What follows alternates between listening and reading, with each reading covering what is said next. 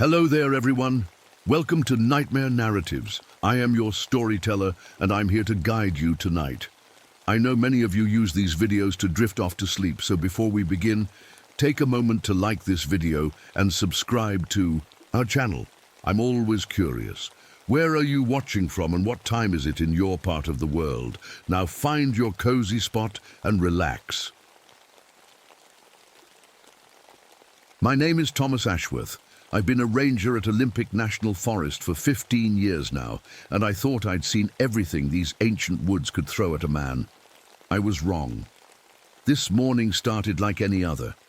The mist was rising from the moss-covered Douglas firs, creating these beautiful columns of light that seemed to connect earth and sky. I stood there for a moment, just watching, feeling that rare moment of peace wash over me.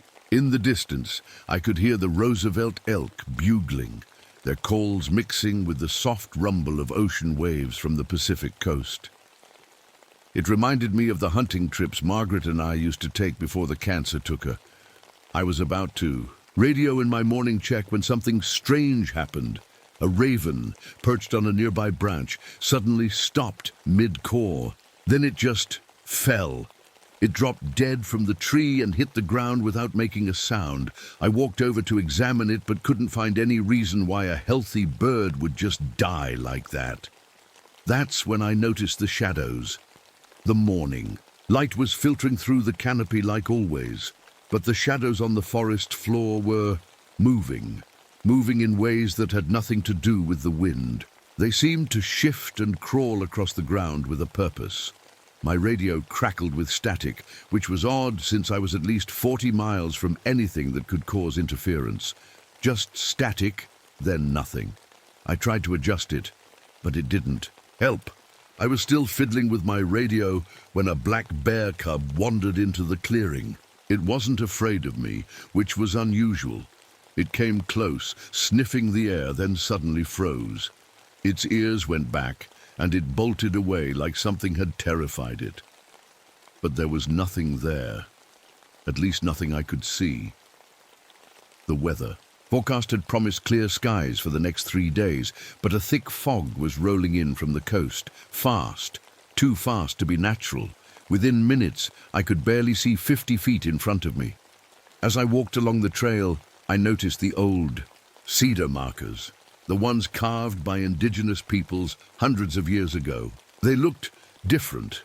Fresh scratches ran across their ancient surfaces, as if something with massive claws had recently passed by and marked them. The air pressure dropped so suddenly that my ears popped, and the temperature, it plummeted at least 15 degrees in a matter of minutes. I zipped up my jacket, feeling a chill that went deeper than the cold air. Something was very wrong in my forest today. In 15 years, I'd never felt anything like this before. The woods that had always been my sanctuary suddenly felt alien and threatening. I should have turned back right then. I should have called for backup, but I didn't. That was my first mistake. I noticed my hands were shaking a bit as I checked my compass. It wasn't fear.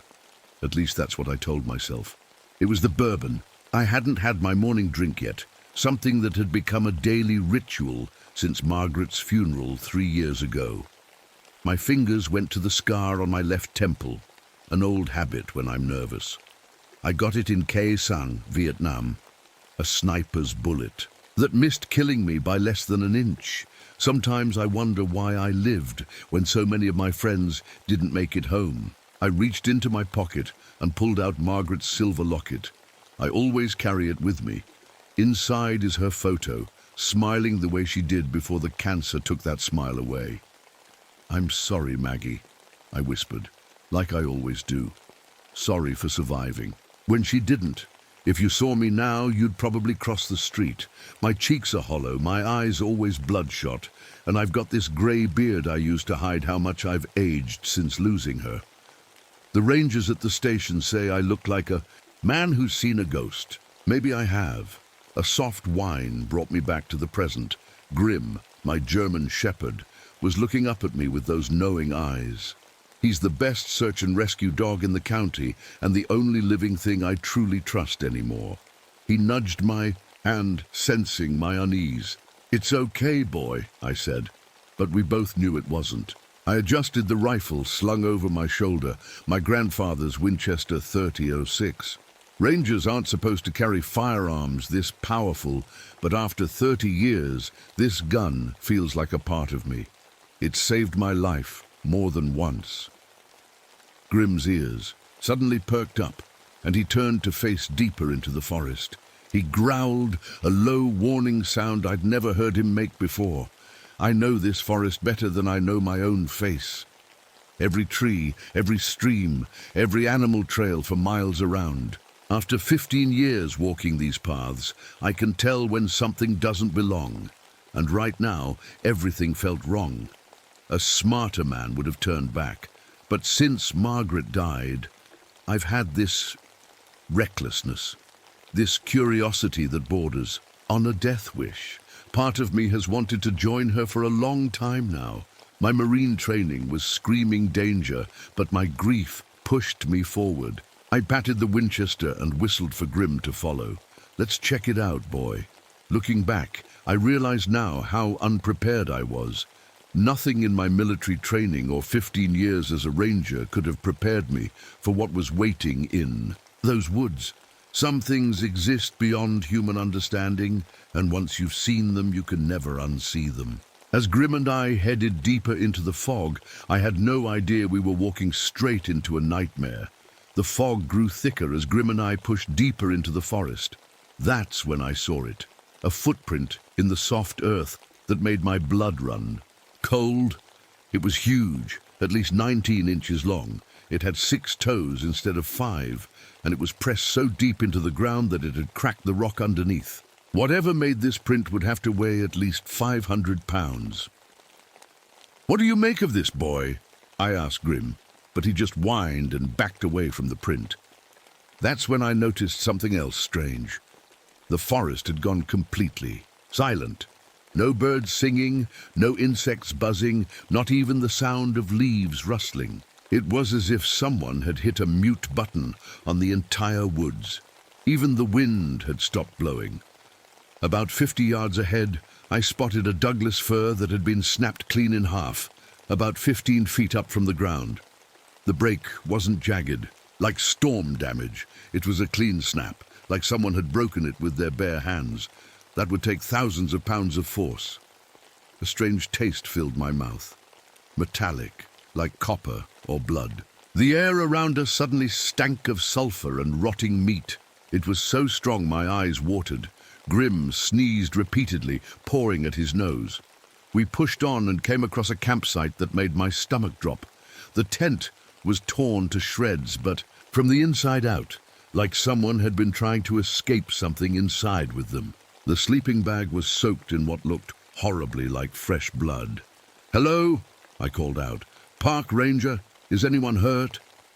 My voice seemed to die a few feet from my mouth, swallowed by the unnatural fog. I pulled out my radio to call for backup, but it let out a piercing screech of feedback that made Grim howl in pain. Then it went dead. The battery was full, but it was completely dead. That's when I heard it. A roar so deep I felt it more than heard it. It vibrated through my chest cavity, making my heart skip beats. I actually got dizzy and had to grab a tree to steady myself. "Come on, Grim," I whispered. "Let's keep moving." About 100 yards further, I stopped dead in my tracks. 20 feet up in a tree hung the carcass of a deer. Its organs were missing, but there wasn't a drop of blood on the ground below. Nothing I knew, not bears, not cougars, could do something like that. The fog had gotten so thick I could barely see 10 feet in any direction. I decided it was time to head back to the ranger station and bring a team to investigate. But when I turned around, the trail was gone. The landmarks I knew by heart had vanished. My compass was spinning wildly, and my GPS showed me in 5 different locations at once. It was as if the landscape itself was changing around us. "We need to get out of here, Grim," I said, trying to keep the fear out of my voice. But as I looked around at the unfamiliar forest that should have been as familiar as my own backyard, I realized we might already be trapped. The fog swirled around us like a living thing. I squinted, trying to see through it, when something moved about 30 yards ahead. At first I thought it was just shadows playing tricks on my eyes, but then I saw it clearly, a massive shape standing in the mist. It was huge, at least 9 feet tall, covered in dark matted fur like some prehistoric beast. My mouth went dry. In 15 years in these woods, I'd never seen anything like it. "Stay," I whispered to Grim, who was growling low in his throat. I raised my binoculars slowly. Through the fog, I could make out more details, and each one made my heart beat faster. Its arms were unnaturally long, almost reaching the ground. At the end of those arms were black claws that scraped against the tree bark with a sound that set my teeth on edge. But it was the eyes that really got to me, glowing amber red in the darkness, watching us with what I can only describe as intelligence. Not animal intelligence, but something calculating, something that knew exactly what it was doing. I reached slowly for my Winchester, but before I could raise it, something impossible happened. "Tommy, come home to me." It was Margaret's voice. Exactly her voice. The warm, gentle way she used to call me before the chemo took her strength. Away. It came from the direction of the creature. "That's not possible," I whispered. Grim pressed against my leg, trembling. The creature, the sabe, as the local tribes called it, moved around us in a wide circle, always staying just out of clear rifle range. It was herding us, I realized with a chill, herding us toward the steep canyon edge about a quarter-mile east. I raised my Winchester and fired a warning shot. The creature didn't even flinch. I aimed directly at it and fired again. The bullet seemed to pass right through it as if it wasn't fully solid. "Tommy, why did you leave me alone?" Margaret's voice again, but distorted now, angry. The creature knew exactly how to hurt me worst. It would disappear for minutes at a time, then suddenly be much closer, watching us with those glowing eyes. Sometimes it seemed curious, tilting its head like it was studying us. Other times it would explode in rage, smashing trees and roaring so loudly I felt it in my bones. Once it got within 20 yards and let out a low growl that was somehow wrong. It hit some frequency that bypassed my brain completely and triggered pure animal fear. I'm not ashamed to admit I lost control of my bladder. 30 years in the military and 15 in these woods, and I was suddenly as helpless as a child. When we tried to move away from the canyon, it cut us off, appearing suddenly out of the fog. It screamed, a sound so terrible it seemed to bend reality around us. The trees appeared to twist into impossible shapes. The ground rippled like water. I thought I was losing my mind. "It's not real," I told myself. "It can't be real." But Grim saw it too. And when he's scared, I know the danger is real. The forest itself felt hostile now. Branches snagged my clothes. Roots seemed to rise up to trip me. Every stream we tried to cross had suddenly changed direction, blocking our escape routes. I realized with growing horror that we weren't dealing with some undiscovered animal. This was something else entirely, something that could change its shape, mimic voices, and maybe even control the forest itself. And it was driving us exactly where it wanted us to go. As the creature herded us toward the canyon edge, a desperate plan started forming in my mind. About half a mile north was an old-growth cedar grove I knew well. The terrain there might give us an advantage. Narrow passages, high ground, places to hide. "Come on, Grim," I whispered. "We need to make a run for it." We sprinted north, dodging between trees. The sabe roared behind us, the sound shaking leaves from branches. The fog seemed to part just enough to let us see where we were going, almost like it wanted us to reach the grove. We came to an icy mountain stream that cut through the forest. The rocks were slippery and treacherous. I crossed carefully, Grim swimming behind me. The water was so cold it made my legs ache, but fear kept me moving. The cedar grove appeared ahead, massive ancient trees creating a natural maze. The canyon walls rose on either side, creating a narrow passage that would force the creature to come at us head-on. "This is it, boy," I said to Grim. "We make our stand here." I unslung my pack and pulled out something I wasn't supposed to. A breeze, a small bundle of explosives left over from my days clearing trails. It wasn't much, but placed right, it might trigger a rock slide. The sky darkened suddenly, as if night had fallen in minutes. Lightning flashed, illuminating the forest in brief, terrifying snapshots. A storm had appeared out of nowhere, the wind now howling through the trees. "Tommy!" Margaret's voice called from the shadows. "Why are you running from me?" I positioned myself on a narrow stone bridge over a 200-foot waterfall gorge. If the creature wanted me, it would have to cross that bridge. Thunder cracked overhead as rain began to pour.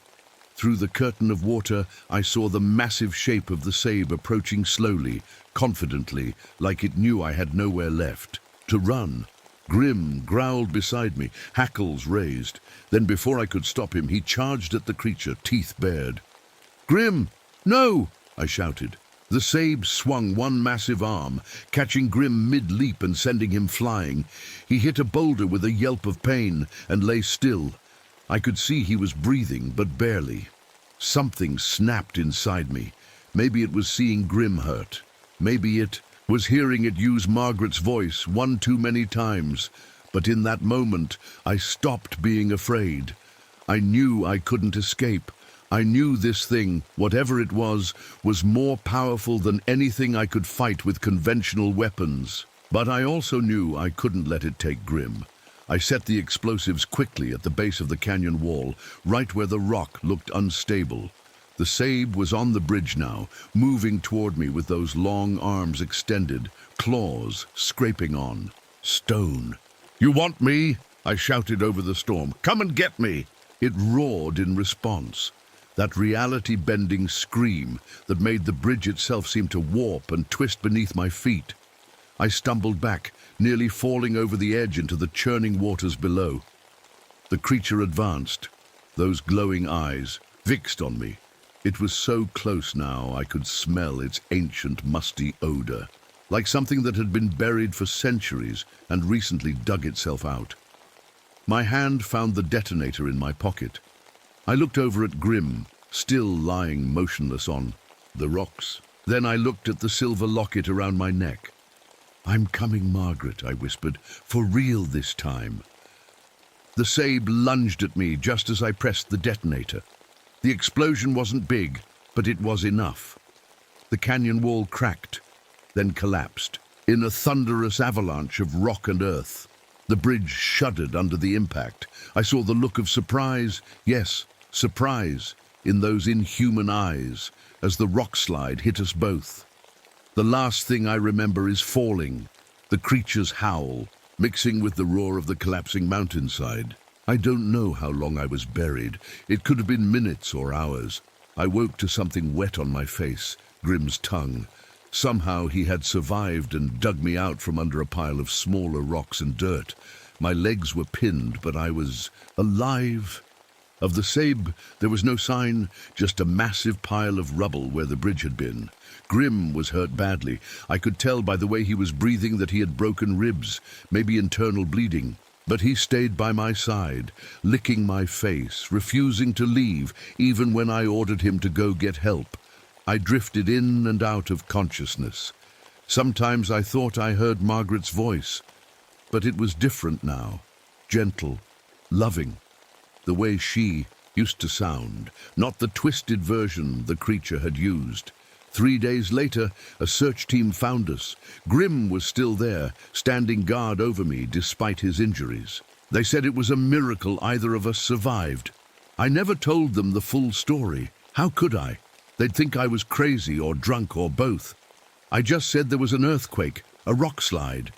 They believed me because the evidence was right there. But sometimes at night I hear that scream echoing through the trees. And 6 months later, they closed that entire section of Olympic forest after 3 hikers disappeared without a trace.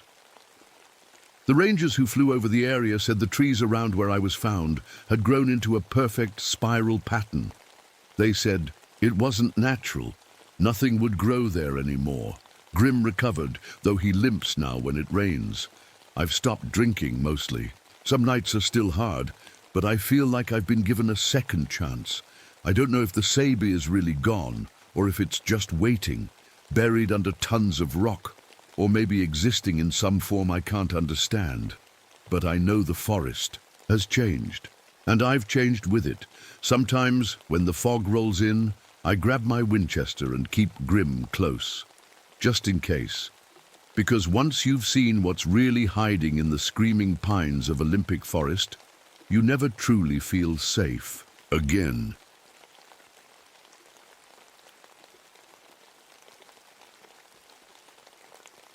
My name is Catherine Blackstone. I'm 28 years old, a park ranger at Bridger Teton National Forest in Wyoming, and a mother to two beautiful twin girls, Emma and Lucy. Before I had my daughters, I was a railroad engineer.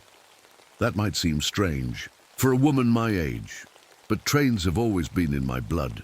Tonight, I'm walking along an old, abandoned railroad track that cuts through the forest. The rails are rusty, but somehow they still catch the moonlight, glinting like silver ribbons through the trees. The wind blows through the old telegraph wires that still hang alongside the tracks, making a sad, singing sound. In the distance, I can hear coyotes howling. I run my fingers along the cold metal of the rail, feeling that familiar tug at my heart. I had such big dreams of being an engineer, following in my grandfather's footsteps. Then I had my girls, and everything changed.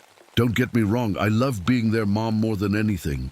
But sometimes I miss the feel of a throttle in my hand and the power of a locomotive responding to my touch. Something catches my eye overhead. An owl, flying low, suddenly drops from the sky as if it hit something solid. But there's nothing. Yet there, just empty air above the tracks. I run over to where it fell. Its neck is broken, like it flew full speed into a wall. But there's no wall, nothing but clear night air.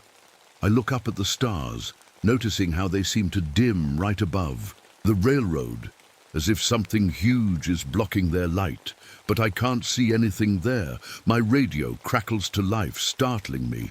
Instead of the usual park ranger chatter, I hear music, old-timey big band stuff from the 1940s. I check the frequency, confused. There's no broadcast tower within 200 miles that could be sending this signal. A mountain goat appears on the slope nearby, curious and bold as they often are. It steps toward the tracks, then suddenly jumps backward like it got shocked. It runs away, bleating in fear. I take a step closer to where it was, feeling the hairs on my arms stand up. That's when I notice the fog. It's rising straight from the railroad bed, even though the ground is bone dry. The mist carries a smell that takes me right back to my engineering days, coal smoke and hot metal. But these tracks haven't seen a train in 50 years. I kneel down to examine one of the railroad ties. The spikes holding the rails look freshly hammered in, not decades old. That can't be right. According to the forest records, this line was abandoned back in the 20s. Suddenly the temperature drops so fast I can see my breath. I pull out my compass and the needle goes crazy, spinning in wild circles instead of pointing north. Something is very wrong here. I reach into my shirt pocket and pull out the worn photo of Emma and Lucy. Their smiling faces remind me why I need to stay safe, why I need to be careful. But I also pull out my grandfather's old railroad pocket watch.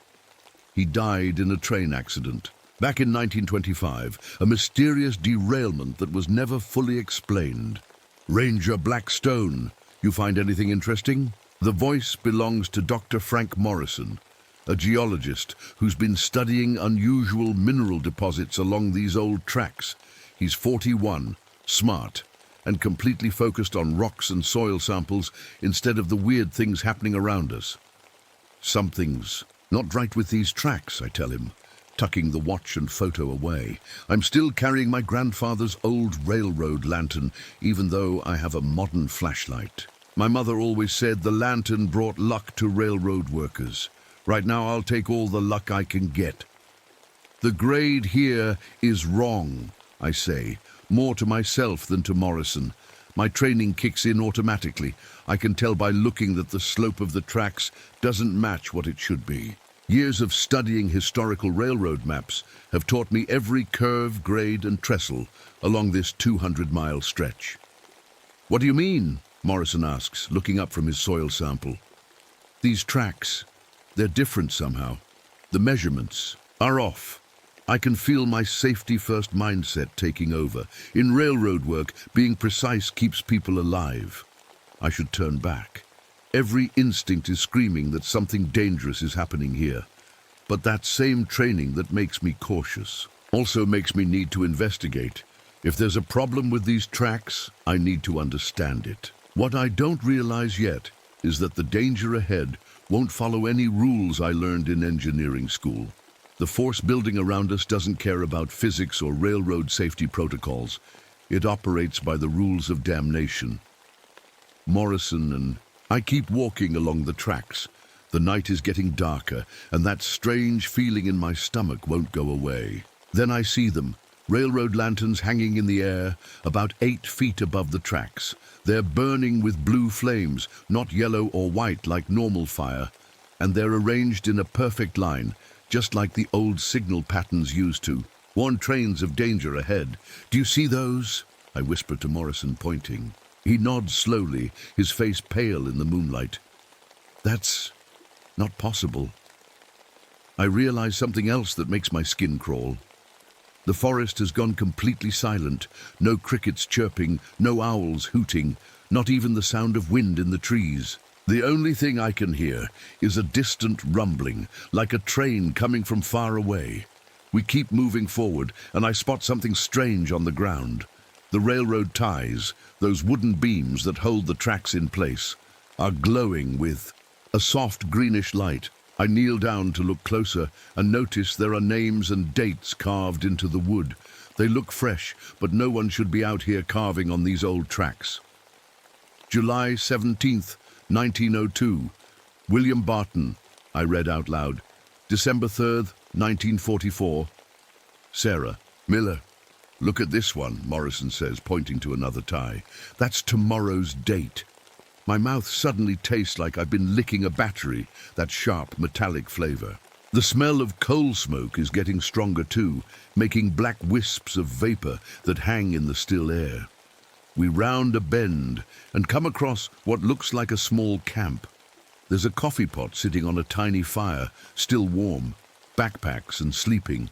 Bags are scattered around, like the people using them just vanished in the middle of whatever they were doing. Hello, I call out. Forest Service, anyone here?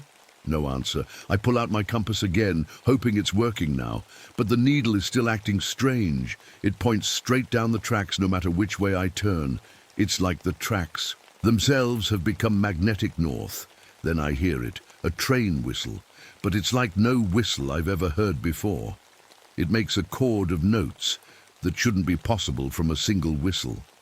The sound seems to surround us, coming from everywhere at once. There are no active trains in this area, I tell Morrison, my voice shaking a little. These tracks don't connect to any working lines anymore. We keep moving, and I notice something that makes no sense. A section of the track ahead looks brand new, shiny rails, fresh ties, clean gravel. But according to every map and record, no train has run here since the 1920s. The fog is getting thicker, but only right along the railroad. It's like a tunnel of mist has formed exactly along the tracks. Beyond, where the trees start, the air is perfectly clear. I can see stars twinkling above the forest, but not above us. Look at these, Morrison says, pointing at the gravel between the rails. Footprints, lots of them, but they're all going in one direction, toward whatever's coming, not away from it. It's like people were walking right into the path of an oncoming train. We should go back, I say. But even as the words leave my mouth, I know we won't. Something is pulling us forward, making us need to see what's at the end of these tracks. I grip my grandfather's lantern tighter, wishing its luck was more than just a family story. The rumbling is getting louder now. My watch has stopped working, so has Morrison's, but my grandfather's old pocket watch is still ticking, the hands moving backward. "Catherine," Morrison says quietly, using my first name instead of Ranger, Blackstone, for the first time. "I think we should—" He doesn't finish his sentence. In the distance, a light appears, a single bright beam cutting through the fog, a train headlight. But something is wrong with it. It's getting brighter and brighter, like it's coming toward us, but it never seems to get any closer. It's like the train is moving without moving. My heart is pounding now. Every bit of my railroad training is screaming that we're in danger. But this isn't a normal train, and these aren't normal tracks. Whatever's coming for us doesn't follow the rules of this world. We stand frozen, watching that bright headlight in the distance. It's been shining for what feels like hours, but the train never gets any closer. The tracks ahead are straight for at least a mile. We should be able to see the train by now, not just its light. Then, in the blink of an eye, everything changes. A huge steam locomotive appears out of nowhere, as if it stepped through a door in the air. It's an old model from the 1940s, with a massive black engine and a row of passenger cars behind it. The wheels aren't even touching the tracks. It's floating a few inches above them. "That's impossible," I whisper, my engineer's mind rejecting what my eyes are seeing. The engine's number on the side keeps changing, flickering between different numbers. 1912, 1925, 1944, 1957. Each number matches the year of a famous train crash I learned about in my training. Morrison's equipment starts beeping wildly. "The electromagnetic readings are off the charts," he says, his voice shaking. "And look, the train is passing through. A rock outcropping like it's not even there. The solid stone doesn't slow it down at all. The locomotive just glides through it like a ghost. The train slows down as it approaches us, the massive wheels turning slower and slower. The whistle blows again, playing a melody so beautiful and sad that I feel tears in my eyes. For a moment, I have this crazy urge to walk toward the tracks, to get closer to that sound. "Don't listen to it," I tell Morrison, grabbing his arm. "Cover your ears." From the front of the engine, a cloud of steam billows out. But it's not normal steam. It swirls and shapes itself, and I swear I can see faces in it, people calling out. One of them looks exactly like my grandfather in the old photos I've seen. "Dad?" Morrison whispers beside me. "Dad, is that you?" I grab his shoulder. "It's not real, Morrison. Don't look at it." But his eyes are fixed on the steam, and he takes a step toward the tracks. That's when I see him, the conductor. He stands on the platform between cars, a tall figure wearing an old-fashioned uniform. His face is hidden in shadow, even though he's standing right under a lamp. In his hands is a clipboard, and he's writing something on it. The pen moves by itself, scratching out names in a language I've never seen before. The conductor turns, his head toward us, and even though I can't see his eyes, I know he's looking right at me. My grandfather's watch grows ice-cold in my pocket. Morrison steps forward again, drawn toward the train like a magnet. I try to pull him back, but suddenly the air between us feels thick, like moving through molasses. "The passenger manifest," Morrison mumbles. "I need to check the passenger manifest." "No, you don't," I say, pulling harder on his arm. "That's not a regular train." The locomotive seems to be watching us, waiting. When I look at it directly, parts of it seem to disappear, like it's fading in and out of our world. The air around it shimmers and warps, making me dizzy. I reach for my radio to call for help, but instead of static, I hear voices coming through, old-time conversations, train announcements, and cries for help, all mixed together. Some of the voices are calling my name. Catherine Blackstone. One voice says clearly, "Your grandfather is waiting for you." I throw the radio to the ground. It keeps talking, even though it should be broken. The conductor steps down from the train, moving in a strange way, like he's both very fast and very slow at the same time. As he walks, the plants near the tracks wither and turn brown, like they're aging years in seconds. Frank Morrison. The conductor says, his voice sounding like metal wheels on tracks, "Your seat is ready." Morrison nods like he's in a trance and takes another step forward. "No!" I grab him with both hands, but he's surprisingly strong. "Morrison, snap out of it!" The conductor raises his clipboard, and I see names written on it. Hundreds of names, with dates beside them. Some of the dates haven't happened yet. The train whistle blows again, and all the signal lanterns along the track turn red at once.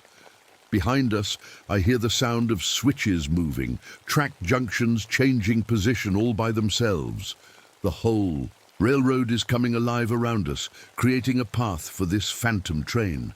I look at the passenger cars and can see shadowy figures sitting inside. They press their hands against the windows, leaving frost patterns where they touch. Some of them look like they're crying. Others are just staring straight ahead, like they've been riding this train for a very, very long time.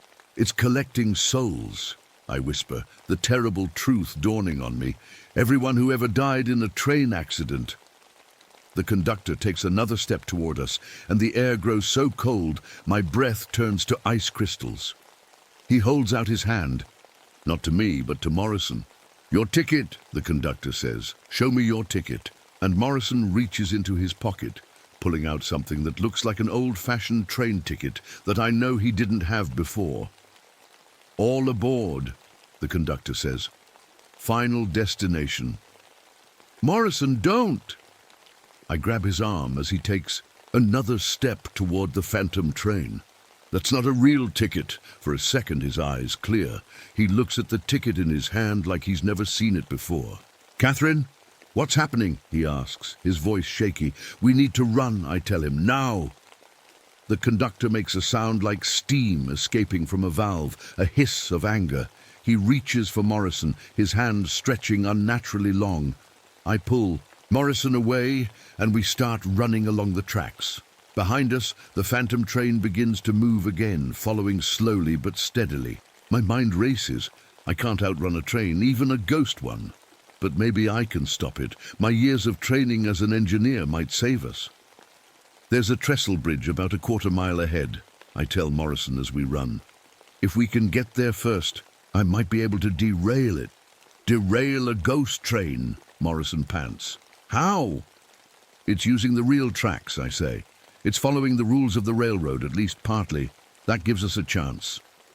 We reach the trestle bridge, a narrow wooden structure spanning a deep gorge, at least 300 feet down to the rocks below. The bridge looks old and rickety, but we have no choice. We start across. The sky above us turns strange. Lightning flashes, but it moves backward from the ground up to the clouds. Thunder rolls, but it sounds like it's playing in reverse. "There!"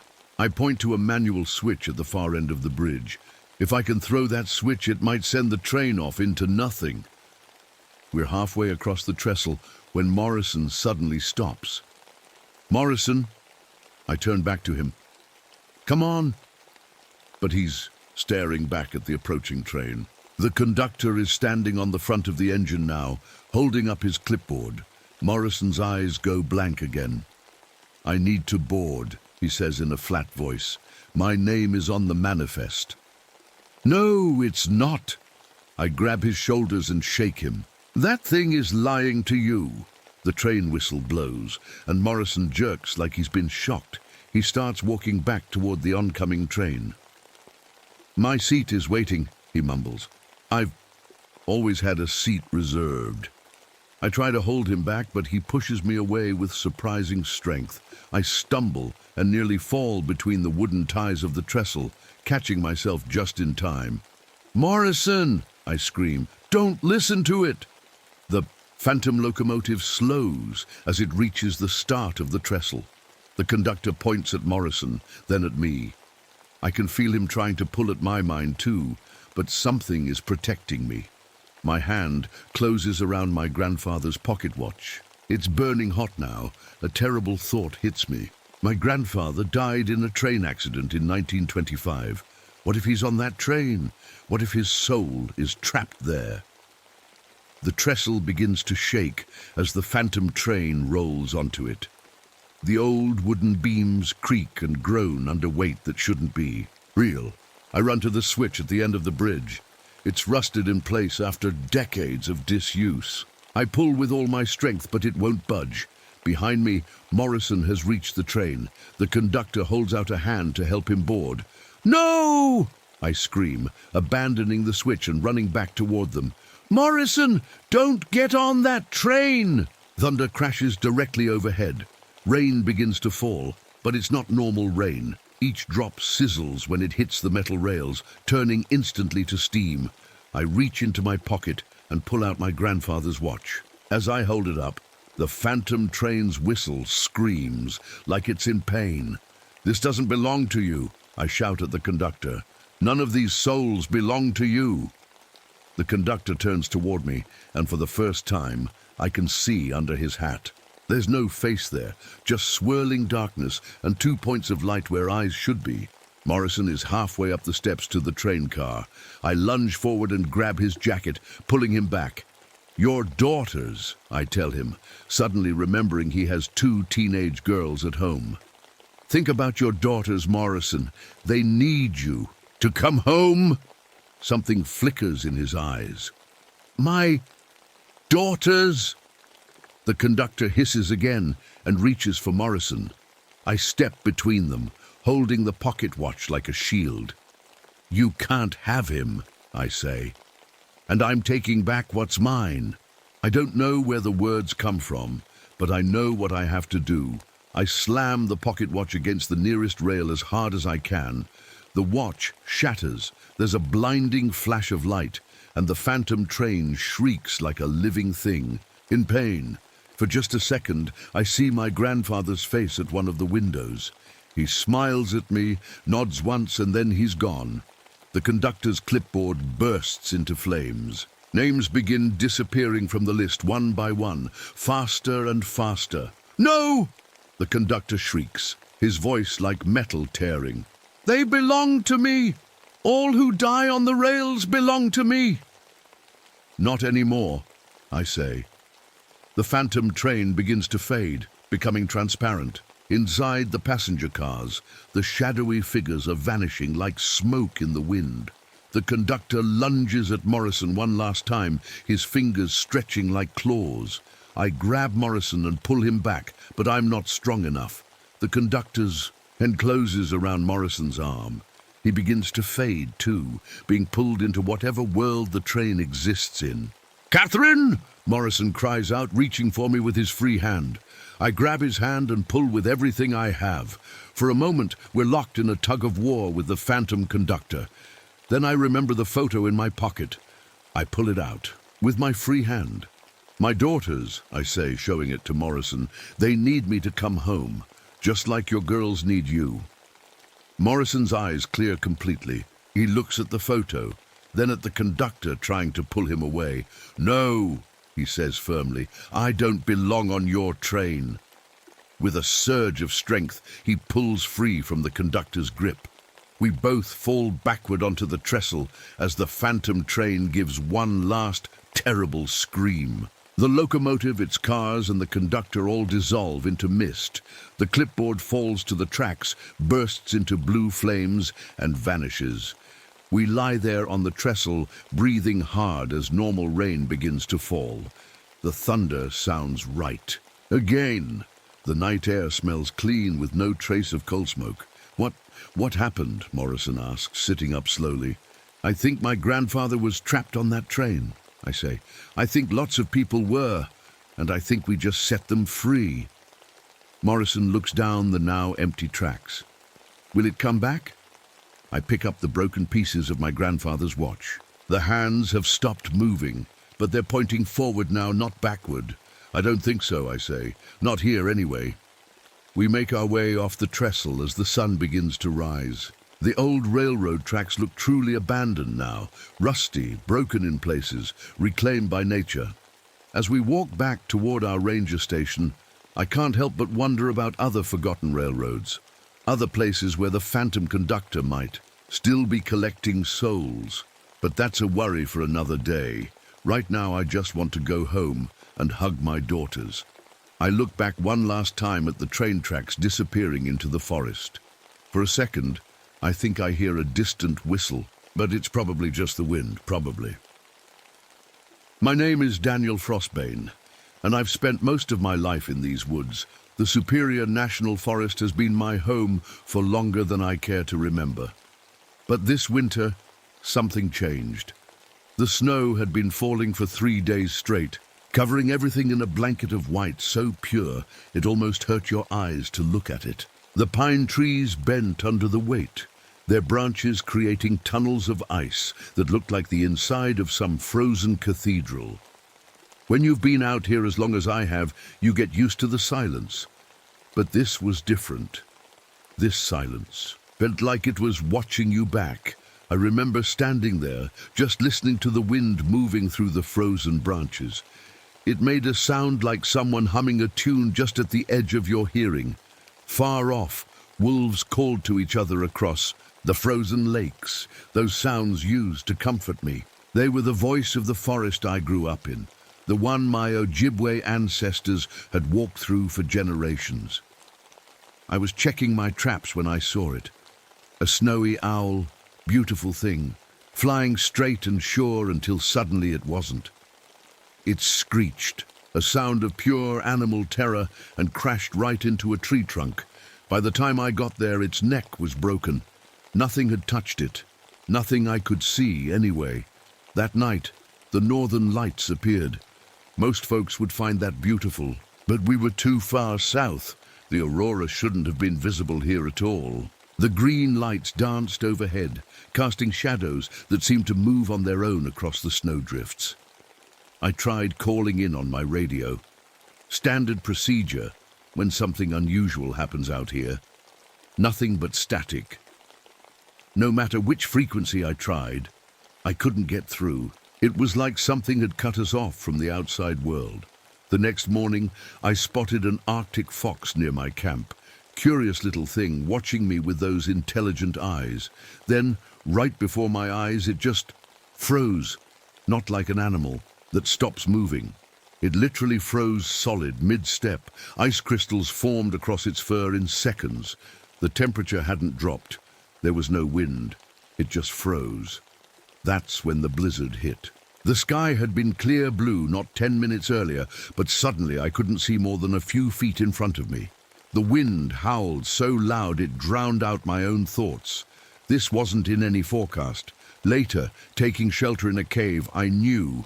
From childhood, I noticed something odd about the old Ojibwe pictographs on the rock wall. I'd seen them 100 times before. Hunting scenes, spirit animals, the usual stories. But now, when I looked at them from the corner of my eye, they seemed different. The figures had moved. They were telling a new story now, one about hunger and a thing that walks in winter storms. That night, the temperature plummeted to 40 below. Even for Minnesota in winter, that's not right. I huddled near my fire, listening to the wind. And in that wind, I could swear I heard whispers in a language no one has spoken for hundreds of years. My grandmother would have recognized it. Old Algonquian, the language of warnings. Something was out there in the darkness. Something the old stories talked about, something hungry. My fingers ached as I tried to warm them by the fire. They never healed right after Korea. The doctors called it frostbite damage, but I knew it was more than that. Those prison camps took things from us that had no medical name. I rubbed the scars on my chest without thinking about it. After I came home from the war, I wasn't right in the head. My grandmother, wise in the old ways, suggested a vision quest. The traditional Ojibwe ceremony was supposed to help me find my path again. The scars are from that night alone in these same woods, seeking answers from spirits I wasn't sure I believed in anymore. I reached into my pocket and felt the small leather pouch of tobacco my grandmother had blessed for me. That pouch went with me to Korea.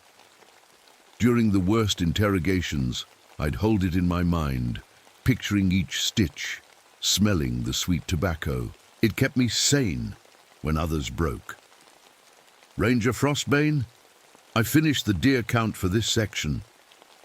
That was Janet Riverside, the young conservation officer who'd been assigned to work with me on the Winter Wildlife Survey. Fresh out of college, full of facts and figures, but zero experience with these woods. Her bright red parka stood out against the snow like a wound. 23 deer, 12 rabbits, and 1 wolf track that looked fresh, she continued, flipping through her notebook. Is that normal for this area? I nodded, not wanting to tell her that the numbers were about half what they should be. Something was keeping the animals away. We should head back to the cabin before dark, I said, picking up my grandfather's hunting knife. The bone handle was carved with our family clan symbols, the bear for strength, the eagle for vision. The old man had claimed those spirits protected him in these woods. I was starting to think we might need that protection. Janet looked at me with a mix of respect and confusion. You really know every inch of this place, don't you? 500 square miles, I said. Been hunting and tracking here since I was 10. My grandfather and the other elders taught me. The sun was already sinking, though it was barely past 3. Winter days are short up here, and the darkness comes hungry. Is everything okay? Janet asked.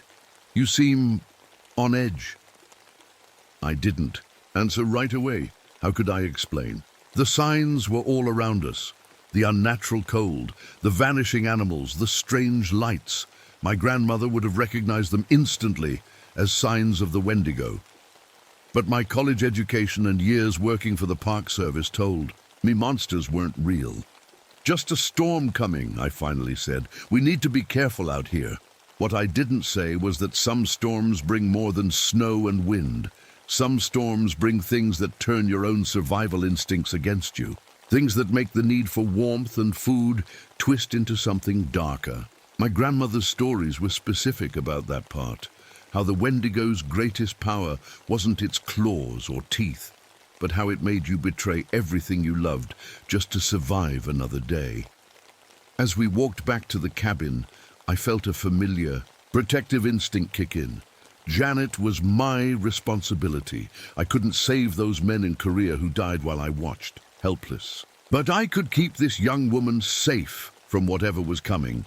If only I had known then how unprepared we truly were. The next morning, we set out early to check the eastern quadrant. Fresh snow had fallen overnight, making the world quiet and clean. Too quiet. Look at these, I said, kneeling down to examine tracks in the snow. Human footprints. Janet came over to look. Hikers? This far out in winter? I shook my head. No backpack marks alongside, no walking stick prints, just boots.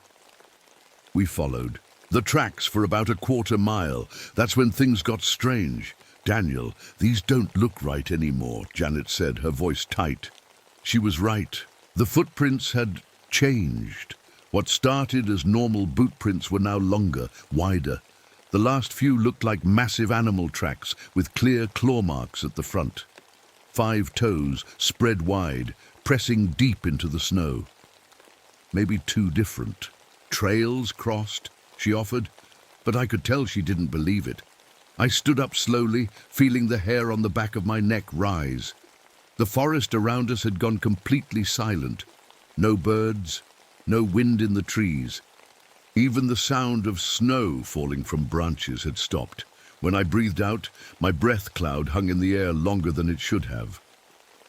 We need to keep moving, I said. About a mile later, we found the tree. A tall pine, standing alone in a small clearing.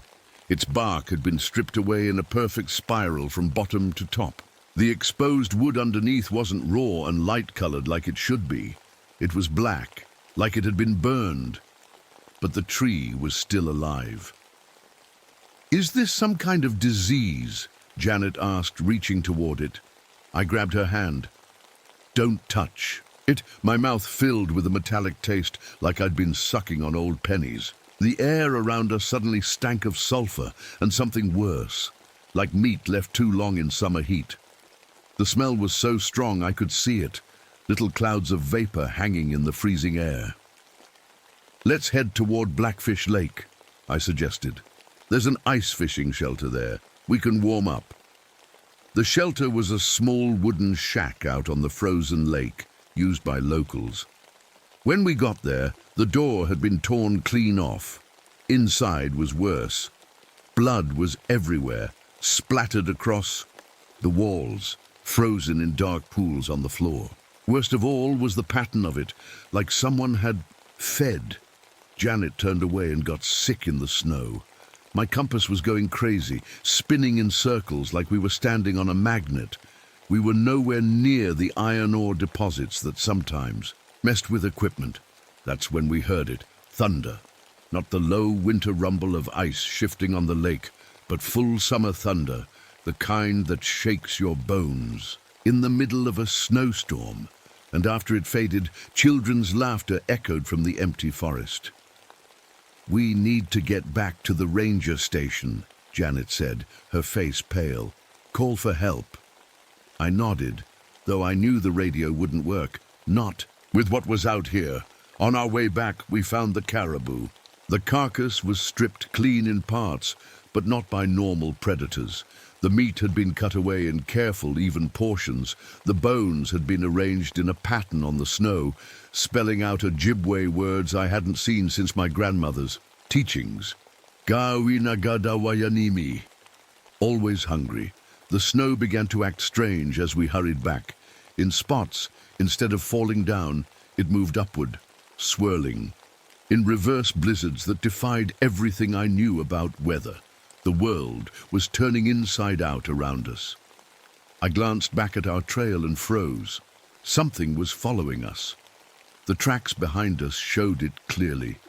Whatever it was had a stride length of at least 12 feet. Each footprint was pressed deep into the hard-packed snow, like it carried impossible weight. "Don't look back," I told Janet. "Just keep walking." But I knew it wouldn't matter how fast we walked. The hunger that walks on winter winds had found us.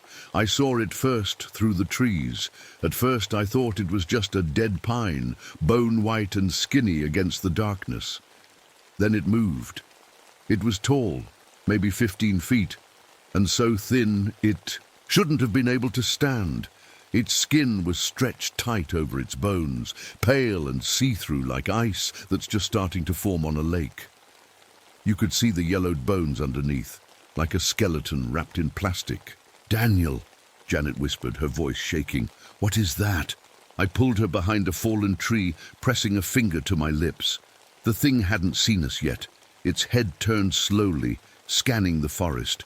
Its eyes were frozen solid, just white orbs, in sunken sockets, but somehow I knew they could see. They caught the light from the aurora overhead, reflecting it back like shards of ice. Then it opened its mouth.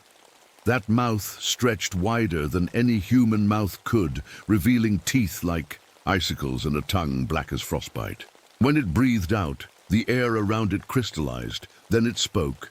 "Frostbane," it said, but not in its own voice. It was Tommy Chen's voice, a man who died next to me in that Korean prison camp. "The hunger hurts, doesn't it? Remember how we talked about food? Remember what we said we'd do for just one bite of bread?" I felt sick. Those were private words, spoken between dying men in our darkest moments. Things no one else could know. The Wendigo, because that's what it was, no matter what my Western education told me, began moving through the trees. It didn't walk, like a person or an animal. It moved like smoke drifting between the pines, getting closer without seeming to take steps. The snow around us began to whip into a frenzy. The creature was using the weather itself as a weapon, trying to separate us, to drive us away from shelter and safety. I reached for my gun, but as soon as I touched the metal, frost covered my fingers. The barrel was so cold it burned. When I tried to fire, the bullet shattered inside the chamber like it was made of glass. My knife wasn't any better. When I pulled it from its sheath, the blade looked brittle, covered in a layer of frost. As I watched, cracks spread across the steel like a frozen pond breaking up. "We need to run," I told Janet. "Head for the ranger cabin. Don't stop, don't look back." We ran, but it was like moving through a dream. The snow was suddenly waist-deep in places, the wind pushing against us like a wall. And all the while I could feel it, following just outside my field of vision, patient as the winter itself. Worse than the creature was what it put in our heads. Thoughts that weren't our own started creeping in. When Janet stumbled in the snow, I had a flash of thinking how much easier it would be to leave her behind, how her meat would keep me alive. If things got really bad, I shook my head hard, trying to clear those thoughts away. That wasn't me. It was the Wendigo getting inside our minds. The cold was getting worse, not normal cold. This was something else. Where my skin was exposed, it began to turn white with frostbite almost instantly. Janet's lips were turning blue, her movements getting slower. "I can't feel my feet," she said, her words slurring. "Just a little further," I lied. I had no idea how far we were from safety. The forest had become unfamiliar, transformed by the Wendigo's presence. When it attacked, it wasn't with claws or teeth. The air around us suddenly dropped so cold that the trees began to explode. The sap inside them froze and expanded so fast that the trunks split open with sounds like gunshots. The ground beneath, our feet cracked like thin ice. Everything within 100 yards of us flash froze. Birds dropped from the sky, solid as stones. The needles on the pine trees turned white with frost and began to fall like rain. Above us, the northern lights changed from green to blood red, casting everything in a glow like sunset on snow. Janet collapsed, her body shaking uncontrollably from the cold. I picked her up, feeling the weight of her despite my own exhaustion. The Wendigo wanted us to give up, to turn on each other, to become like it. Through the swirling snow, I could see it watching us, those frozen eyes reflecting the red light from above, waiting, patient, hungry. I knew then that we wouldn't make it back to the cabin. Our only chance was something else, something my grandmother had taught me long ago. A desperate plan began to form in my mind, dangerous and uncertain. But first, we had to survive the night. I knew there was a frozen lake nearby. Eagle Lake, the locals called it. The ice would be thick this time of year, but not everywhere. If I could lead the Wendigo out there, maybe the thin spots would trap it, at least for a while. "Janet, listen to me," I said, helping her to her feet. "We need to keep moving. There's a lake ahead. We're going to cross it." Her eyes were unfocused, her skin pale. "So cold, Daniel, so hungry." "I know, but we need to stay together." I pulled her along, watching her carefully. The Wendigo's influence was growing stronger. I could feel it. In my own mind, too, the gnawing emptiness that no normal food could fill. The wind howled around us, creating a complete whiteout. I could barely see 10 feet ahead. The ground beneath our feet had turned to pure ice, making each step a dangerous gamble. More than once, we both fell hard, sliding across the frozen surface. "Just leave me," Janet suddenly said, her voice different. Now deeper, hollow. "You'll move faster alone, or you could eat. Meat keeps you warm, Daniel, you know that from Korea." I grabbed her shoulders, forcing her to look at me. "That's not you talking. Fight it, Janet." Her hand went to her belt, pulling out a small field knife. Her eyes weren't her own anymore. They reflected the same frozen light as the creature's. "So hungry," she whispered, but it wasn't her voice. I knocked the knife away, but she lunged at me with surprising strength, her fingers clawing at my face. "Give me your warmth," she screamed, the Wendigo speaking directly through her now. I had to get her under control without hurting her. I pinned her arms, wrapping her in my coat to restrain her movements. She fought like a wild animal, spitting and biting. Eventually her struggles weakened as exhaustion took over. Through the swirling snow, I spotted the dark shape of a cave entrance in the distance. Not ideal, but better than staying exposed. I carried Janet toward it, hoping it might offer some protection from the unnatural storm. The cave was worse than I could have imagined. As soon as we entered, the stench hit me, rot and decay and something worse. My flashlight revealed the Wendigo's larder. Bodies hung from the ceiling like frozen meat, some fresh, some ancient.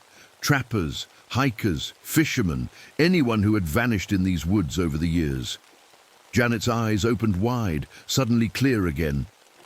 "Oh God, Daniel, what is this place?" Before I could answer, ice crystals began forming across the cave entrance.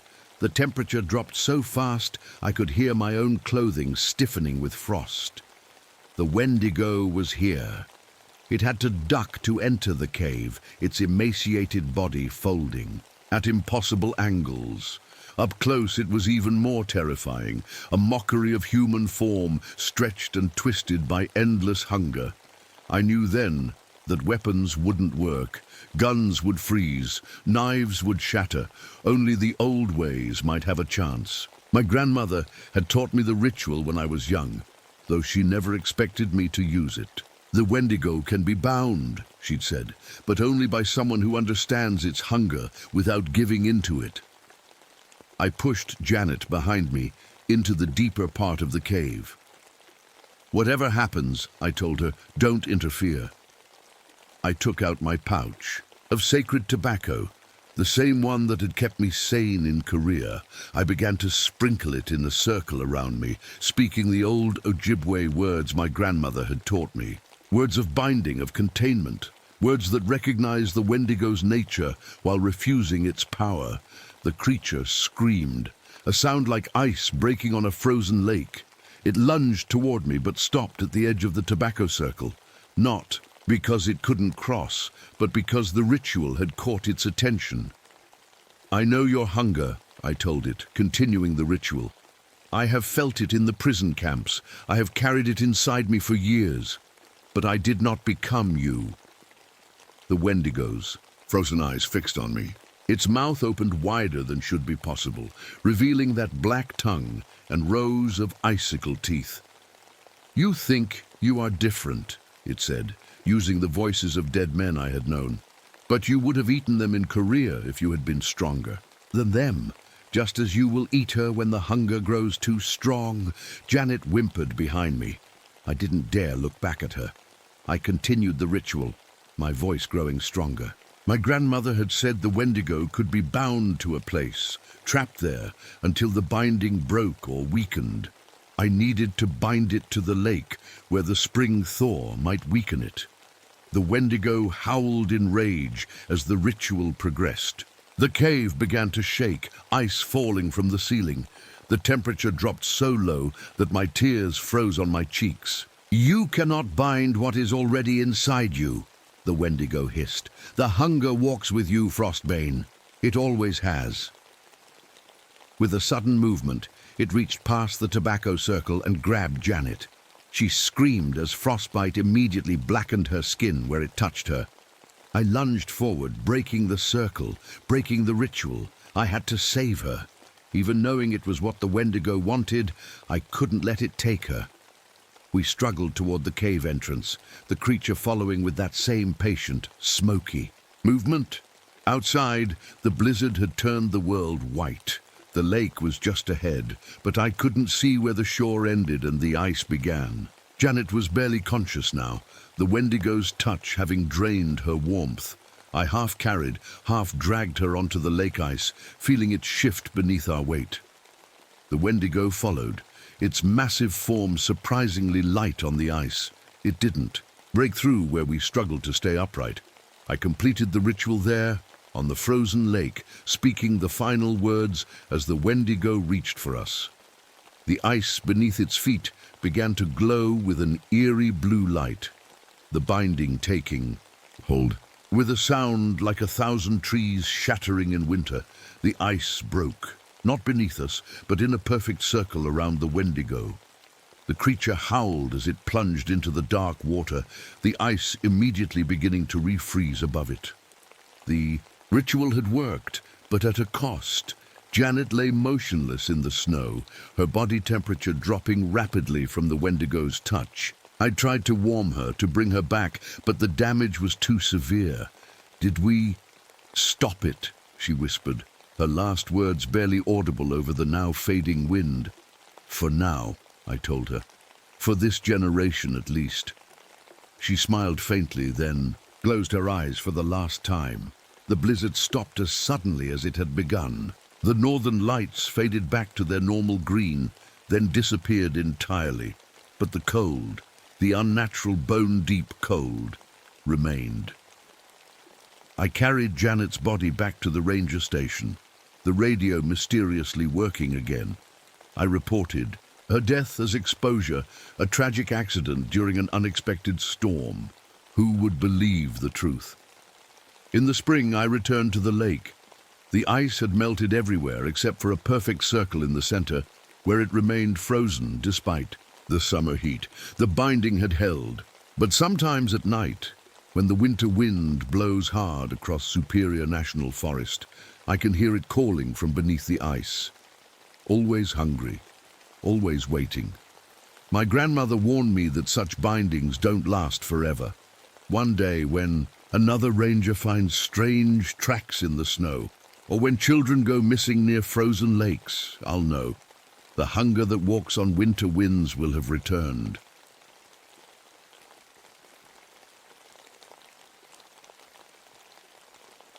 My name is Vincent Thornfield. I've been a park ranger at North Cascades National Park for almost 8 years now. Before that, I was an army ranger, but that's a life I try to forget.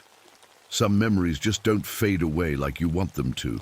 I came to these mountains looking for peace.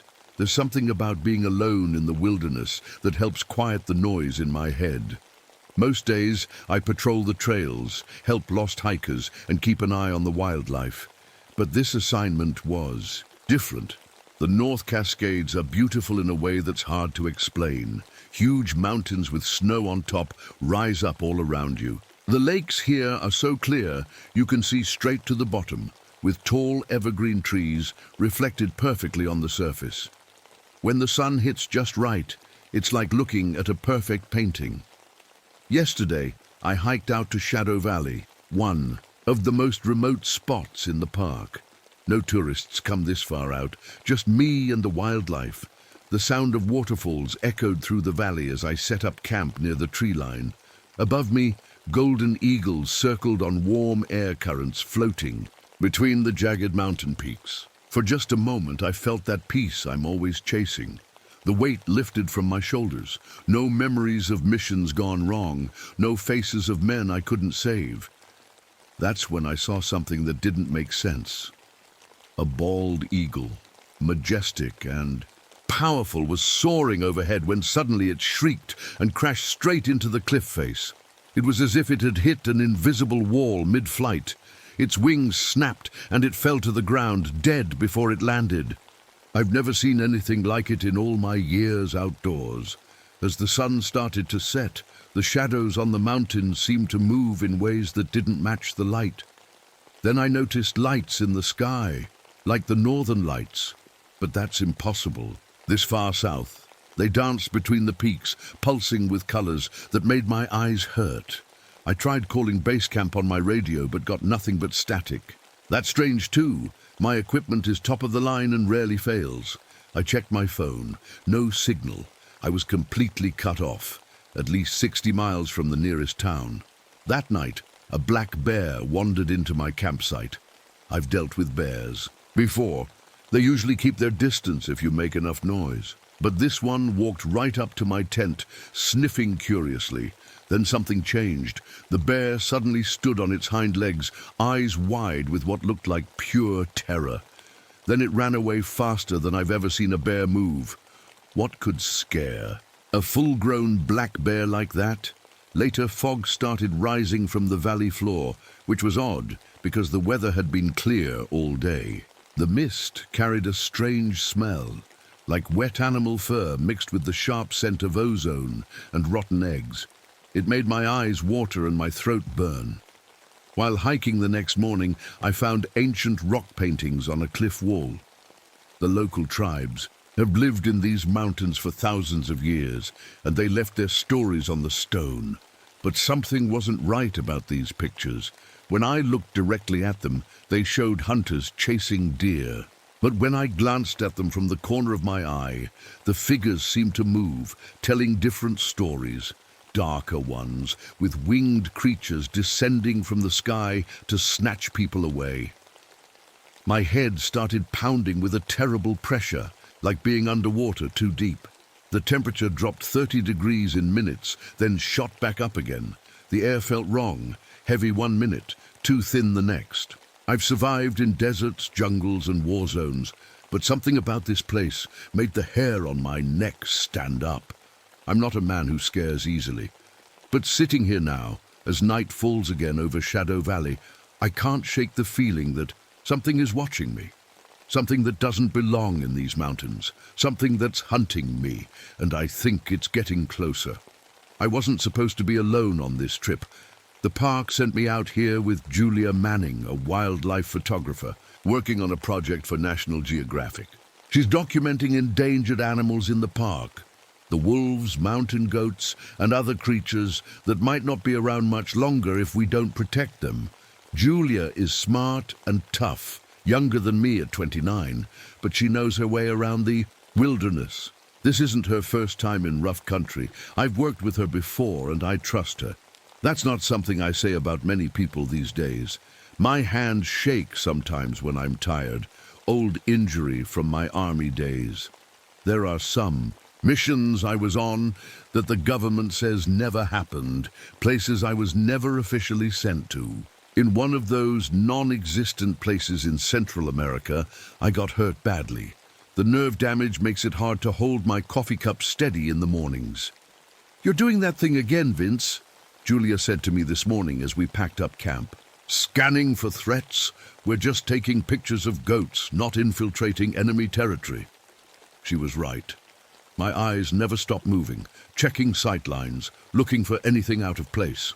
It's a habit that kept me and my squad alive. Well, some of them anyway. I touched the dog tags hanging under my shirt. Not mine. They belong to men who didn't make it home. I wear them to remember. Some nights their faces come back in my dreams, asking why I made it out when they didn't. "Sorry," I told her. "Old habits." I didn't tell Julia about the strange things I'd seen yesterday. No need to worry her yet, but I kept my car-bar knife close. Park rangers aren't supposed to carry military knives, but that blade has saved my life more times than I can count. Rules are nice until you need to survive. "We should head up to Eagle Ridge today," Julia said, checking her camera gear. "I heard there's a family of mountain goats living near the peak. Would make for amazing shots with the valley as backdrop." I nodded, but something felt wrong about going higher up the mountain. The strange lights I'd seen were stronger in that direction. As we hiked, Julia stopped to take photos of a fox den we passed. I kept watch, one hand resting on my knife handle. The weather changed suddenly. Sunshine 1 minute, dark clouds the next. My back ached where the scars stretched across my skin. Old wounds always hurt when storms come. "You okay?" Julia asked, noticing my grimace. "Just the weather," I said. "When you've been beaten and cut like I have, your body becomes a pretty good forecast system." She gave me a sad smile. Julia knows parts of my story, more than most people. She knows I don't sleep much, that I wake up fighting invisible enemies, that sometimes loud noises send me diving for cover. "Vince," she said suddenly, her voice dropping to a whisper, "look at that." Up ahead on the trail was a set of tracks unlike anything I'd ever seen. They looked almost like bear prints, but much larger, with strange claw marks that dug deep into the soil. And they walked on 2 legs, not 4. "What made those?" Julia asked, already raising her camera. "I don't know," I answered honestly. "But whatever it is, it's big." We followed the tracks for almost a mile. They led toward a rocky outcrop that overlooked the valley. As we got closer, the air felt heavier, like right before a big storm. My instincts were screaming at me to turn back. In the army, they trained me to spot danger before it becomes deadly. They taught me how animals behave when they hunt, how people move when they're planning an ambush. But something about these tracks felt wrong in a way I couldn't explain. Like we weren't tracking an animal, but something that wanted us to follow. "Julia," I said quietly, "I think we should head back to camp." She looked at me with surprise. "But we just got started. The light is perfect for—" "Please," I cut her off. "Something's not right here. Trust me." The look in my eyes must have convinced her. Julia nodded slowly and put her camera away. As we turned to leave, a sound echoed across the valley. Not quite a howl, not quite a scream. Something in between, something that made my blood run cold. Whatever made those tracks was out there, watching us. And I had the terrible feeling that it knew exactly who we were and what we were doing. I couldn't shake the thought that it was smarter than us, smarter than any predator I'd ever encountered. As we walked back down the trail, faster now, I kept my hand on my knife and my eyes on the tree line.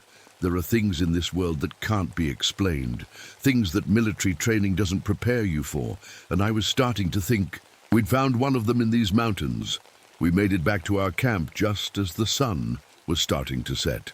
Neither of us talked much on the way down. That strange sound still echoed in my head, and I could tell it bothered Julia too. "I'm going to check the perimeter," I told her as we reached our tents. "Old military habit. Always secure your position before dark." "I'll get dinner started," Julia said, trying to sound normal, but I could see the worry in her eyes. I walked in a wide circle around our camp, looking for anything unusual. About 50 yards out, I found something that made my stomach drop. There, in a patch of soft dirt, was an impression like nothing I'd ever seen before. It looked like something massive had landed there, something with wings spanning at least 20 feet across. The marks where claws had dug into the ground were so deep they cracked the rock underneath. I knelt down to look closer. Whatever made this wasn't a bird. The claw marks were all wrong, more like a bat's, but impossibly large. I've seen bear prints, mountain lion tracks, every kind of wildlife in these mountains. This was something else entirely. As I stood up, I noticed something strange. The forest had gone completely silent. No birds chirping, no insects buzzing. Even the wind seemed to have stopped. The silence was so thick I could barely hear my own heartbeat. I hurried back to camp, hand on my knife. When I got there, Julia was stirring a pot of beans over our small stove. "Find anything?" she asked. I hesitated. No need to scare her without good reason. "Just checking things out," I said. "After dinner, I think we should move camp, find somewhere more sheltered." As we ate, I kept looking at the tree line. The feeling of being watched was stronger now. Julia must have felt it too.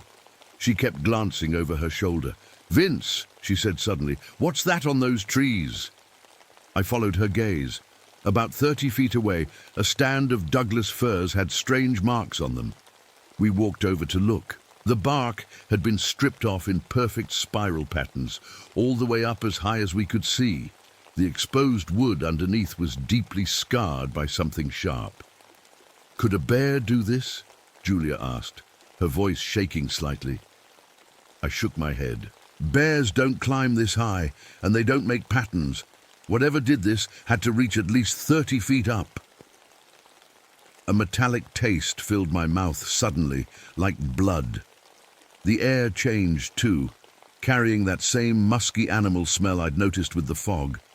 It was stronger now, almost visible as vapor trails in the cold mountain air. "Pack up," I said quietly. "We're moving now." We worked quickly, stuffing our gear into our packs. The sun had fully set, but a strange glow lit the sky. Those same aurora-like lights I'd seen the night before, dancing between the mountain peaks. We hiked for about an hour, using our headlamps to light the way. I was looking for somewhere more defensible to set up camp. As we rounded a bend in the trail, Julia suddenly grabbed my arm. "Vince, look!" Ahead of us was another campsite, not ours. 2 tents were set up in a small clearing. but something was very wrong. The tents were shredded, ripped open from above. Sleeping bags and gear were scattered everywhere, as if they'd been lifted high into the air and then dropped. I signaled for Julia to stay back as I approached carefully. There was no blood, no signs of bodies, just abandoned equipment. A half-eaten meal sat on a portable table, now covered in ants. Whoever had been here had left in a hurry, or been taken. "Hello?" I called out. "Park ranger. Anyone here?" Nothing but the echo of my own voice. I checked my GPS to mark the location so we could report it when we got back to headquarters. The screen showed impossible coordinates, numbers that made no sense. When I pulled out my compass, the needle spun wildly before pointing steadily toward a specific mountain peak, not north, but toward whatever was causing those strange lights. "We need to call this in," Julia said, her professional calm starting to crack. She tried her satellite phone, but like my radio, it was dead. That's when we heard it, the impossible sound echoing from the mountains around us. It was like wail, song, deep and haunting, but coming from the peaks above us. The sound seemed to answer itself, harmonizing across the valley in a way that made the hair on my arm stand up. "What is that?" Julia whispered. "I don't know," I said honestly. "But we need to keep moving." As we continued along the trail, the fog rolled in again, forming strange columns that moved on their own, ignoring the wind. It was like walking through a maze where the walls kept changing. We'd gone about another half-mile when I spotted something high in a tree beside the trail. At first, I thought it was just a branch, but when I shined my light on it, I realized it was a mountain goat carcass, somehow wedged 30 feet up in the branches. Its organs were missing, and the body was positioned in a way that looked deliberate, like some kind of offering. Julia turned away, fighting back nausea. I didn't blame her. We found a small cave to shelter in for the night, just big enough for our sleeping bags. I uncoiled our climbing rope to secure the entrance, but stopped when I noticed something strange. The rope had marks on it, testing marks, like something had been checking how much weight it could hold. The frayed spots showed grip strength far beyond any human. "Julia," I said quietly as we settled in, "I need you to stay close to me at all times. Whatever's out there, it's hunting us." She nodded, her face pale in the dim light of our lamp. "What do you think it is?" I thought about the wing impressions, the claw marks, the impossible reach, the strange sounds. "I don't know," I said, "but I've been trained to deal with threats. We'll make it out of here." As I said it, I wasn't sure if I believed my own words. In all my years in the military and as a ranger, I'd never encountered anything like this. The creature stalking us seemed to know the terrain better than we did. It was patient, intelligent, and it was getting closer. I didn't sleep that night. I sat at the mouth of our small cave, knife in hand, watching the darkness. Julia dozed fitfully behind me, whimpering sometimes in her sleep. The strange lights in the sky grew brighter as the night went on, casting weird shadows that seemed to move on their own. Around 3 a.m. I saw it for the first time. A massive shape moved across the stars, blotting them out as it passed. It was huge, at least 12 feet tall, with wings that stretched wider than a car is long. The silhouette looked almost human in shape, but wrong somehow. The proportions weren't right, and the head moved in jerky motions like an owl, turning almost completely around as it scanned the valley below. I held my breath, pressing back against the cave wall, praying it hadn't seen us. As it turned, I caught a glimpse of its eyes, glowing amber in the darkness, like a cat's eyes, but much larger. Those eyes seemed to look right through me, filled with an intelligence that made my blood run cold. Just as suddenly as it appeared, the thing moved on, gliding silently over the treetops. I waited until I was sure it was gone before letting myself breathe again. When morning came, I gently shook Julia awake. Her face was pale with dark circles under her eyes. "We need to move," I told her. "Head back to Ranger Station. It's about 2 days' hike from here if we push hard. She nodded, gathering her things quickly. Did you see something last night? She asked. I hesitated, then nodded. Yes, but we'll talk about it while we walk. We set out as soon as there was enough light to see the trail. As we hiked, I told Julia about what I'd seen, the massive winged shape, the glowing eyes. She listened without interrupting, her face growing more serious with each word. I believe you, she said when I finished. I've heard stories from some of the tribal elders in the area about a creature in these mountains. They call it different names, but the descriptions match what you saw. We walked faster after that, pushing hard down the trail. Around midday, we stopped for a quick break near a stream.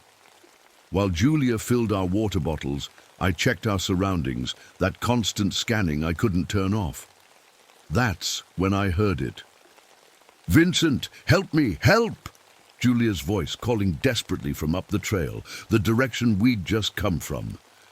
I spun around, reaching for my knife, but Julia was right there at the stream, looking up at me with confusion. Did you say something? I asked, my voice tight. She shook her head slowly. No. The voice came again, her voice perfectly matched down to the slight Texas accent she tries to hide. Vincent, it's got me, please! Julia's eyes widened with fear as she heard her own voice calling from the forest. She scrambled to her feet, moving closer to me. What is that? She whispered. It's mimicking you, I said, my mind racing through possibilities. It's trying to separate us. We pressed on, moving as quickly and quietly as possible. The thing called out several more times, using both our voices now. Sometimes it sounded like Julia was right behind us, sometimes like I was calling from far ahead. The perfect mimicry was unnerving. It had every inflection, every quirk of our speech patterns down perfectly. As evening approached, dark clouds rolled in, bringing with them an unnatural storm. Lightning flashed between the peaks, but the thunder seemed delayed and distorted, like it was coming from underwater. We needed to find shelter soon. There's an old fire lookout about half a mile ahead, I told Julia. We can hole up there for the night.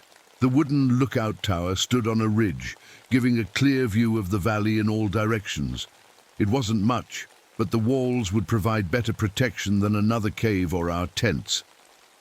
We had just reached the base of the tower when I saw it again, this time much closer. The creature stood at the edge of the clearing, half hidden by trees. In the fading light, I could see it clearly now. It had the overall shape of a man, but much larger, with powerful muscles bulging under dark, leathery skin. Massive, bat-like. Wings folded against its back, and its face was a horrible mix of bat and ape features, with a flattened nose and a mouth full of sharp teeth. But the worst part was its hands, almost human-looking except for the razor-sharp talons that extended from each finger. Those amber eyes fixed on us, tracking our movements with predatory focus. Its head swiveled unnaturally, turning nearly 180 degrees as it watched us. "Don't run," I whispered to Julia. "Get to the tower, now!" We backed away slowly, then turned and sprinted for the lookout.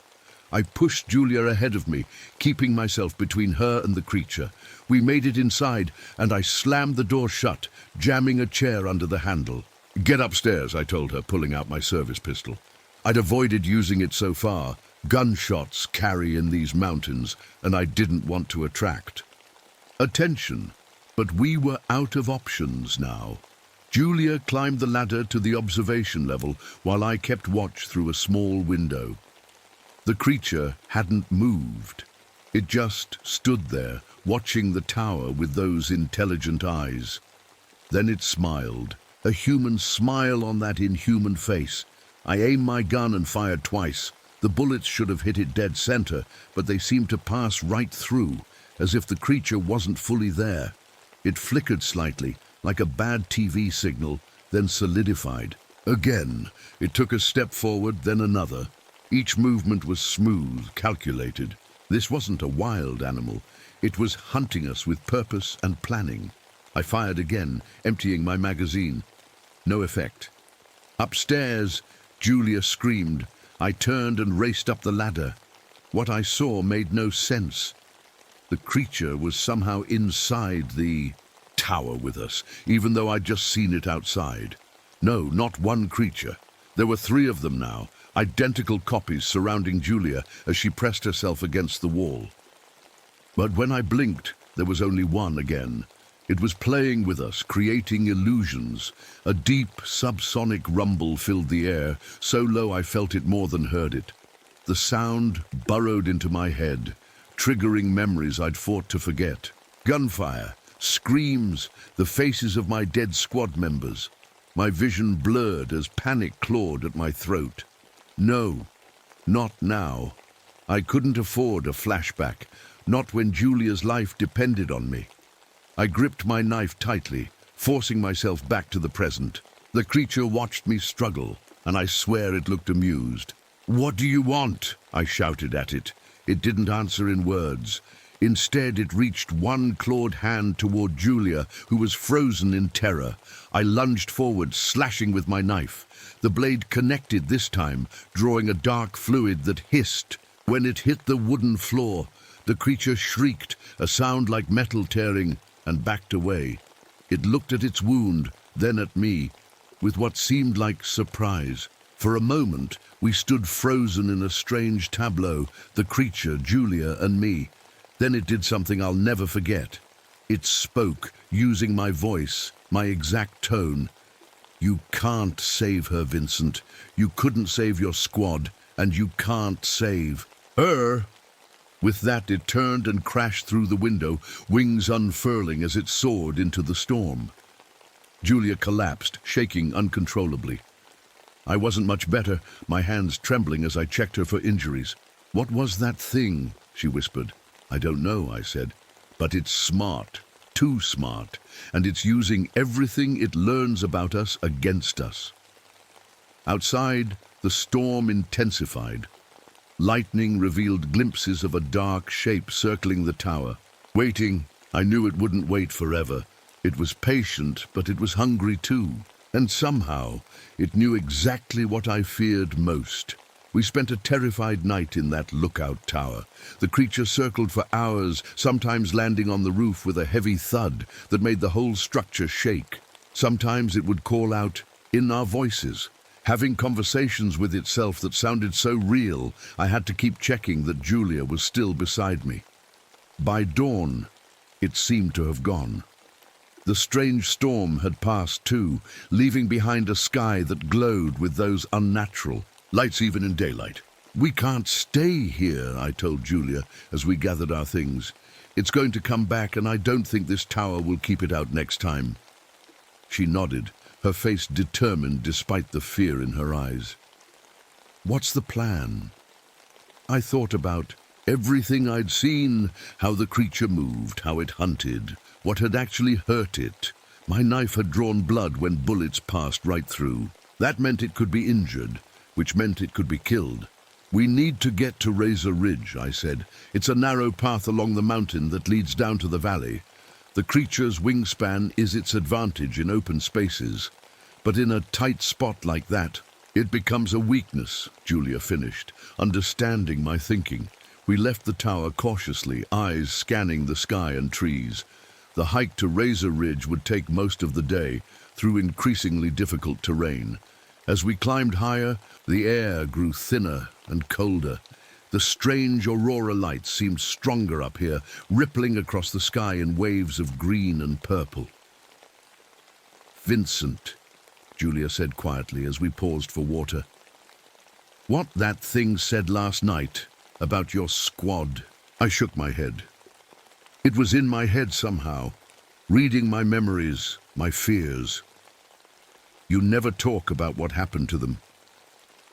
I took a deep breath. Maybe it was the thin mountain air, or the fact that we might not make it out alive, but suddenly I wanted her to know. It was a mission in Central America. We were sent to extract a prisoner from a compound. Intelligence said it would be lightly guarded. They were wrong. I paused, the memories flooding back. We were ambushed. My men died one by one while I listened on the radio. I was point man, ahead of the group. I survived because I wasn't with them when it happened. Julia put her hand on my arm. It wasn't your fault. That's what they tell me, I said. But I was their leader. They trusted me. We walked in silence after that, pushing higher into the mountains. Around midday, we reached the approach to Razor Ridge, a narrow spine of rock that extended out from the mountain face. On either side, sheer drops fell away thousands of feet to the valley below. The wind was fierce up here, trying to push us off the edge. The sky above churned with those strange lights, brighter than ever. "Vincent!" Julia suddenly grabbed my arm, pointing. "Look!" There it was, soaring between the peaks, heading straight for us. The bat squatch, its massive wings spread wide as it rode the air currents. It had seen us. "Run!" I shouted. "Get to the narrowest part of the ridge." We sprinted along the rocky spine, loose stones skittering, away under our feet and plummeting into the abyss below. The path narrowed until it was barely 3 feet wide, just enough for us to move in single file. The creature screeched as it approached, the sound echoing off the mountains. It circled. Overhead, those intelligent eyes studying the situation. It could see our plan. The narrow ridge would make it difficult for it to use its wings effectively. "It's working," Julia called back to me. "It can't get to us here." But the creature was smarter than we thought. Instead of trying to attack us on the ridge, it landed on the mountain face above, clinging to the rock with its claws. From there, it began to cause rock slides, sending boulders tumbling down toward us. We pressed ourselves against the cliff face as rocks crashed past. One caught Julia's backpack, nearly pulling her off the edge. I grabbed her arm just in time, hauling her back to safety. "We need to keep moving," I shouted over the wind. "There's a wider area ahead where we can defend ourselves better." As we inched forward, the creature tried a new tactic. It began to mimic Julia's voice again, this time so perfectly that I couldn't tell the difference. "Vincent, help! I'm slipping!" I turned to check on her, but she was right behind me, shaking her head to let me know it wasn't her who called. The voice came again, this time from farther back on the trail. "Vincent, I fell. I'm hanging on the edge." Julia gripped my sleeve. "Don't listen to it. I'm right here." But the cries grew more desperate, more convincing. Despite knowing it was a trick, part of me wanted to go back and check. The creature was using my protective instincts against me. We had nearly reached the wider section of the ridge when disaster struck. The entire path ahead of us collapsed in a carefully triggered rockslide. The creature had cut off our escape route. We were trapped on the narrowest section of Razor Ridge, with sheer drops on both sides and the bat squatch closing in. "What do we do?" Julia asked, her voice steady despite everything. I reached into my pack and pulled out something I hadn't told her about, a small package of C4 explosive. Another souvenir from my military days that I wasn't supposed to have, but had kept for emergencies. "When I give the signal," I said quietly, "I want you to run back the way we came. Get as far along the ridge as you can." "What about you?" "I'm going to create a distraction." She shook her head. "I'm not leaving." "You, Julia," I said firmly, "trust me, please." Something in my eyes must have convinced her. She nodded reluctantly. The creature was moving closer now, crawling along the cliff face like a massive spider.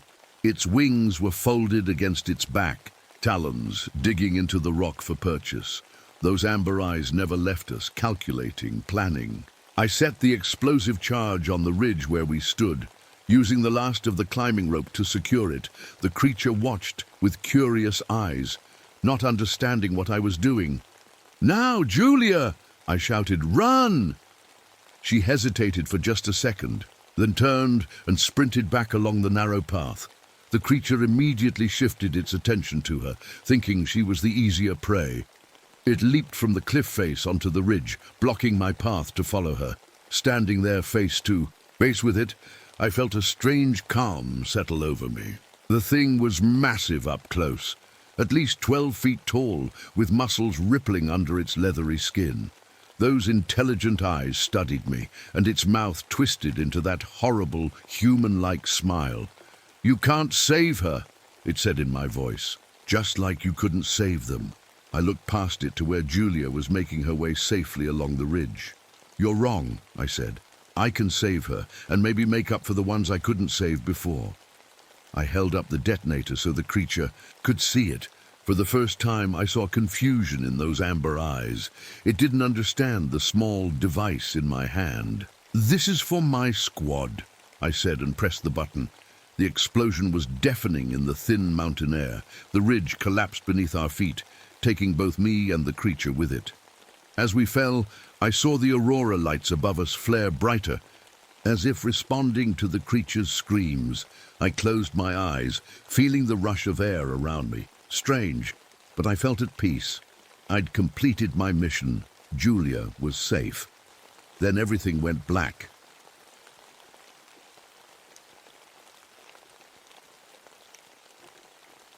My name is Marcus Coleman. I'm a park ranger in Chattahoochee National Forest, though I used to be a detective back in Atlanta. That was before everything fell apart. My marriage, my family, almost my whole life. But that's a story for another. And time. This morning, I'm standing at the edge of our campsite, watching the fog roll between the pine trees. White dogwood flowers stand out against the dark forest like little ghosts. It's quiet and peaceful for now. For just a moment, I feel something close to calm.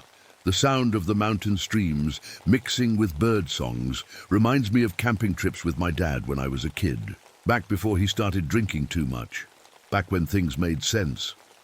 "Dad, you okay?" I turned to see my son Kevin coming out of our tent. He's 14 now, all awkward limbs and attitude. The judge ordered this weekend camping trip, thinking it might fix things between us. 3 days in the woods to make up for years of me not being there. Fat chance.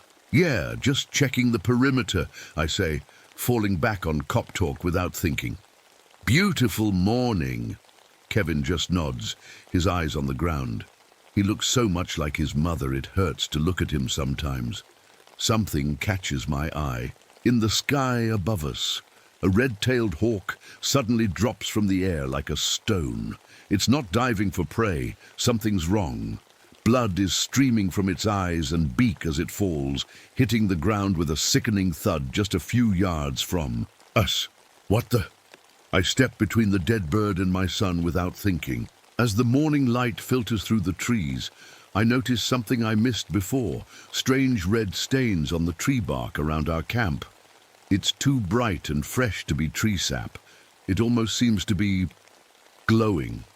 My radio crackles to life on its own. Static bursts through the speaker, but within the noise, I hear what sounds like whispers, lots of voices speaking together in perfect time. The sound makes the hair on my arms stand up. "Dad!" Kevin's voice has gone high with fear. "What's wrong with those animals?" I turn to see a family of raccoons walking straight toward our camp. They're moving wrong, too bold, too purposeful. Their eyes seem too smart, watching us like they're thinking about something. Then, as we stare in shock, all 4 animals collapse. At the same time, blood pours from their mouths in identical streams.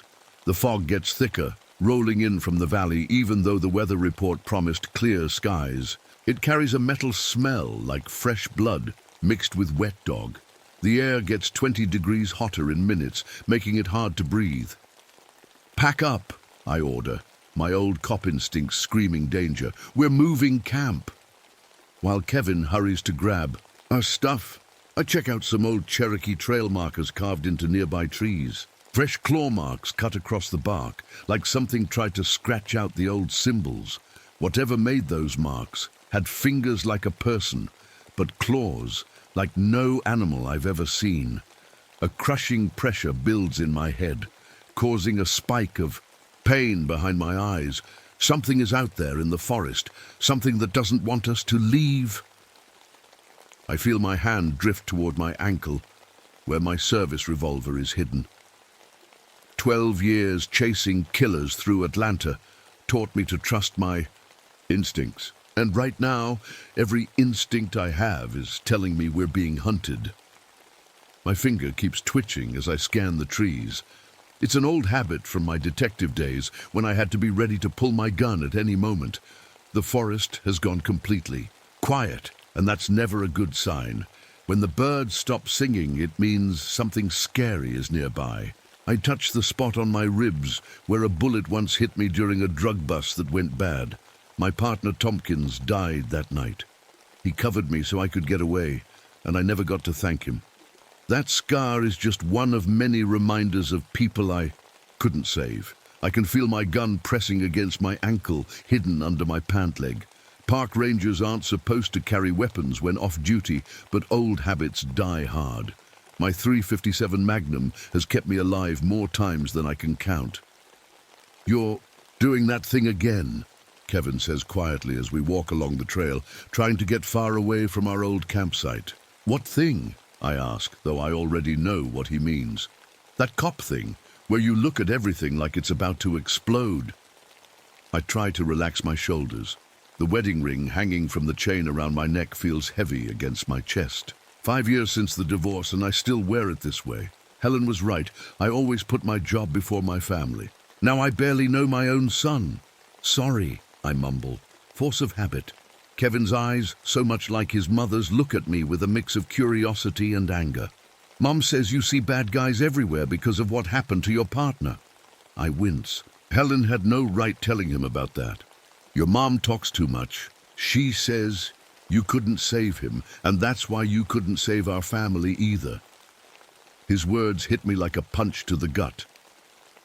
I stopped walking and turned to face my son. My gray hair came early, mostly after I missed Kevin's 10th birthday because of a triple murder case. Just one more time I wasn't there when my family needed me. But what can I say? That his mother is right? That I failed at everything that mattered? A howl cuts through the forest, stopping whatever lame excuse I was about to make. The sound is strange, too complicated, like many voices howling together in perfect time. "That wasn't a wolf," Kevin says, trying to sound brave, but his voice shakes. "No," I agree, "it wasn't. I know how criminals think. I can predict what desperate people will do in tough spots. But whatever made that sound follows rules I don't understand. Every protective instinct in me flares up. The same feelings that ruined my marriage because I couldn't stop bringing the darkness of my job home with me. Every case with hurt children, every broken family I've seen, it all boils down to one simple thought: keep my boy safe. I reach down and pull my gun from my ankle holster. "Dad," Kevin's eyes go wide when he sees the weapon. "Stay close," I tell him, checking that the gun is loaded. "And if I tell you to run, you run. Don't look back, don't stop. Head straight east until you hit the ranger station. Got it?" He nods, suddenly looking much younger than 14. I came to these mountains hoping this camping trip would fix things between me and my son. Now I realize we're in serious danger. Whatever is hunting us is smarter than any animal I've ever encountered, and maybe smarter than most humans too. The forest isn't a place of healing anymore. It's become a trap. As we keep walking, I notice Kevin watching me closely. "What?" I ask, maybe too sharply. "Nothing," he says, then after a pause. "Dad, were you scared? When you were a cop, I mean." The question catches me off guard. All the time, I admit. Being scared keeps you alive. It's not feeling fear that's the problem, it's letting it control you. Are you scared now? I look at my son, really look at him. He deserves the truth. Yes, but we're going to be okay. Another lie, but sometimes lies are necessary.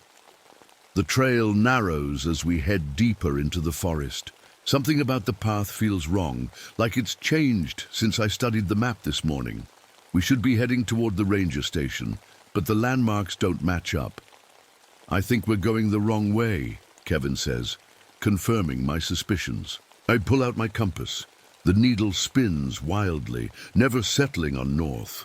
That's not possible unless something's messing with the equipment, I mutter, pocketing the useless compass. The fog is getting thicker, forming weird corridor-like shapes between the trees. The red stains on the bark seem to be getting brighter, almost glowing in the shadows. I stop to check our map, and my blood turns cold. There are fresh paw prints in the dirt behind us, following exactly in our footsteps. But they're not normal animal tracks. They're huge, with 5 toes that look almost human, but definitely aren't. Something has been following us this whole time, matching us step for step. What is it? Kevin asks, seeing my face. We're being followed, I say simply. My son's eyes dart around the forest. By what? I wish I had an answer that wouldn't terrify him. I don't know yet, but whatever it is, it's smart, and it's hunting us. The wind shifts, carrying a scent that makes my stomach turn. The metallic smell of fresh blood mixed with something musky and animal. It's closer now. Stay behind me, I tell Kevin, raising my gun, and be ready to run. We find them about an hour later. 5 dead goats arranged in a perfect star shape where 2 hiking trails meet. They must have been stolen from a farm nearby. What's really strange is there's no blood in them at all, but I can't find any cuts or wounds showing. How the blood was taken out. Don't look, I tell Kevin, but he's already seen. His face goes white, making his freckles stand out. What could do that? He whispers. I have no answer. I've seen a lot of terrible things as a detective. Murders, gang killings, crime scenes that give normal people nightmares. But I've never seen animals arranged like this, with such careful planning. Nothing that could drain 5 animals without leaving a single mark. The forest has gone completely silent around us. No bugs buzzing, no birds chirping, not even the sound of wind in the leaves. The silence pushes against our ears like it's trying to crush us. We need to call this in, I say, reaching for my radio. But when I press the talk button, instead of the normal ranger channel, I hear pieces of old emergency calls, missing person reports that sound like they're from decades ago, read in a voice that makes my skin crawl, my own voice. Repeat. Missing hiker last seen on Blood Mountain Trail. White male, mid-30s, carrying red backpack. I switch off the radio with a shaking hand. Kevin is staring at me, waiting for an explanation. Bad reception, I lie. We'll keep moving. We walk about 50 yards further, and I stop suddenly. Kevin bumps into me from behind. There's an oak tree right in our path with fresh carvings in the bark, symbols that look like police crime scene markings, but in a language I've never seen before. The cuts are so fresh that sap is still oozing out like blood from a wound. As we stand looking at the tree, my mouth fills with a copper taste and a strong smell like animal pee hits my nose. My brain tells me what this means. We've crossed into someone else's territory, or something else's. Dad, Kevin tugs at my sleeve and points through the trees. There's a small clearing with an abandoned hunting camp, tent walls ripped open. From the outside, sleeping bags covered in what can only be dried blood. No bodies, no signs of fighting beyond the first attack, just emptiness and the feeling that we're being watched. The howling starts again, this time from many directions at once. The sounds move around us, making it hard to tell where they're coming from. It suggests coordination, intelligence way beyond what any normal animal should have. My police training tells me we're being surrounded, herded like prey. Stay close, I tell Kevin, gripping my gun tighter. We push forward, trying to circle back toward the ranger station, but the trails seem to shift around us, taking us deeper into the wilderness instead of out. The fog gets thicker, forming maze-like hallways, while the red stains on trees start, glowing faintly as daylight fades. I stop to check our map, and my blood runs cold. The hiking trail behind us shows fresh paw prints in our exact footsteps, huge, 5-toed prints that look almost human but aren't. The pack has been shadowing us from the beginning, matching us step for step. We're being hunted, I say simply, meeting my son's terrified eyes. As if to prove my point, we stumble upon a deer hanging from a tree branch. Its insides have been removed with careful precision, but the body has been positioned like it was. Crucified. I've seen enough ritual killings to know a message when I see one. Kevin throws up into the bushes. When he stands up straight again, tears have made clean lines through the dirt on his face. "We're going to die here, aren't we?" he asks. Before I can answer, we find something that removes any doubt about how much danger we're in. In a hollow, under a tree struck by lightning, there's a collection of personal items. Wallets, watches, wedding rings, carefully arranged by size and type, like trophies. Among them, shining in the fading light, is a park ranger badge. I can still read the name despite the bloodstains. Rodriguez. Rodriguez went missing 3 weeks ago, I whisper. Search teams found nothing. A branch snaps in. The forest behind us.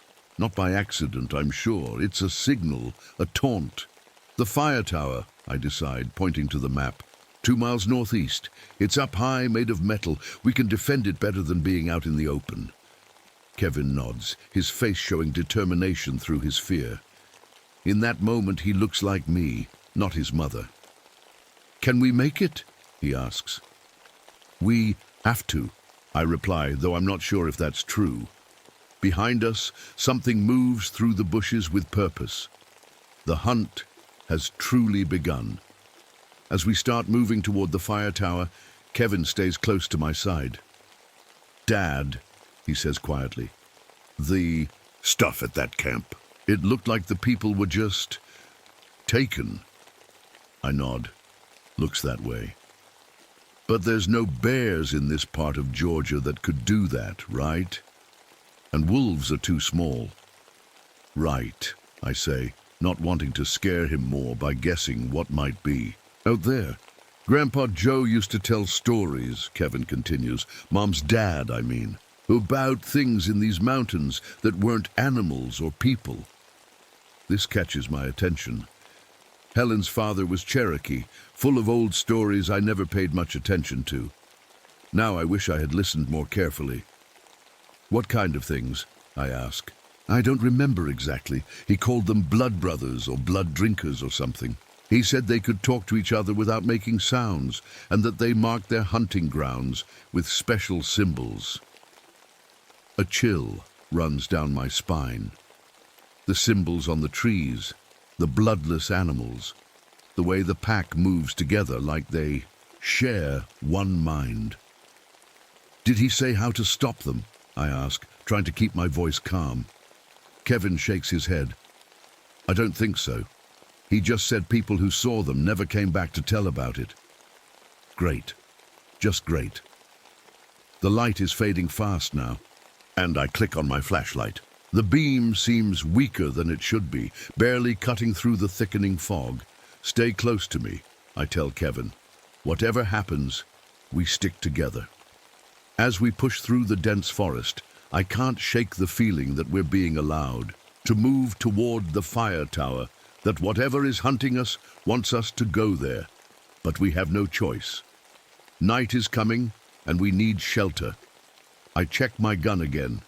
5 bullets left. Not nearly enough if what's hunting us is what I'm starting to fear it might be.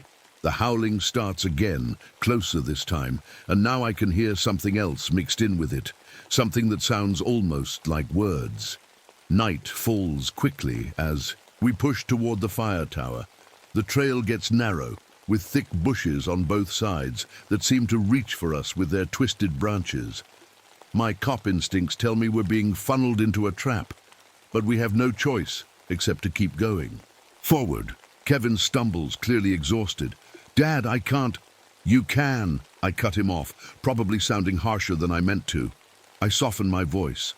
"Just a little further, I promise."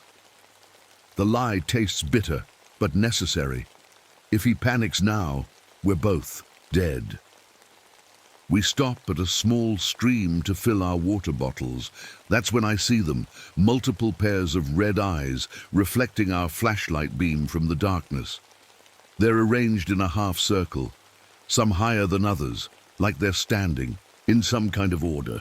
The eyes blink at the exact same time, something no normal animals would do. "Don't move," I whisper to Kevin, raising my gun. The leader steps out of the shadows slowly, showing itself bit by bit. It stands about 4 feet tall at the shoulder, moving on legs that don't look right. Too many joints, too fluid. Its body is powerfully built, but what really scares me is the intelligence in those predatory eyes. This is no normal wolf. The creature has features from multiple animals mixed together in a nightmare combination.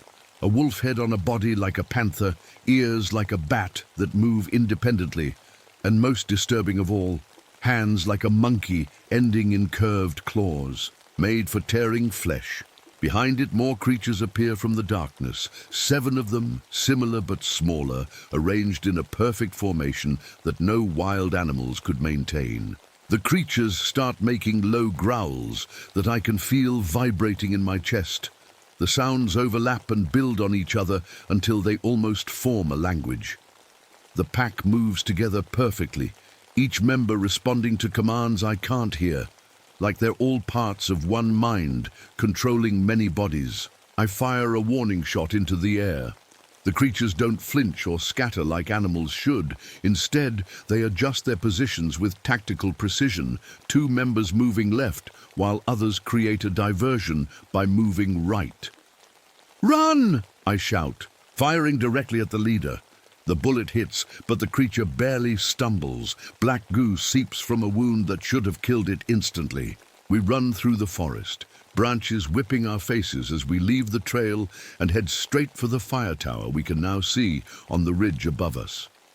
My police training isn't helping against these predators. They seem to know what we're going to do before we do it, like they can read our thoughts. The creatures show behavior that makes no sense. Sometimes they stop and just watch us with curious eyes.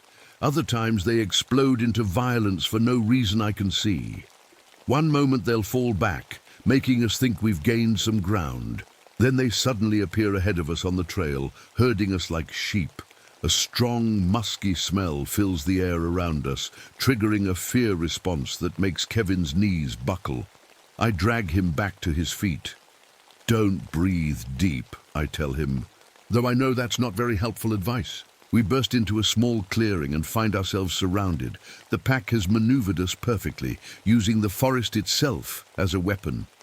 Trees form natural corridors that have herded us exactly where the creatures wanted, while the bushes hid their movements.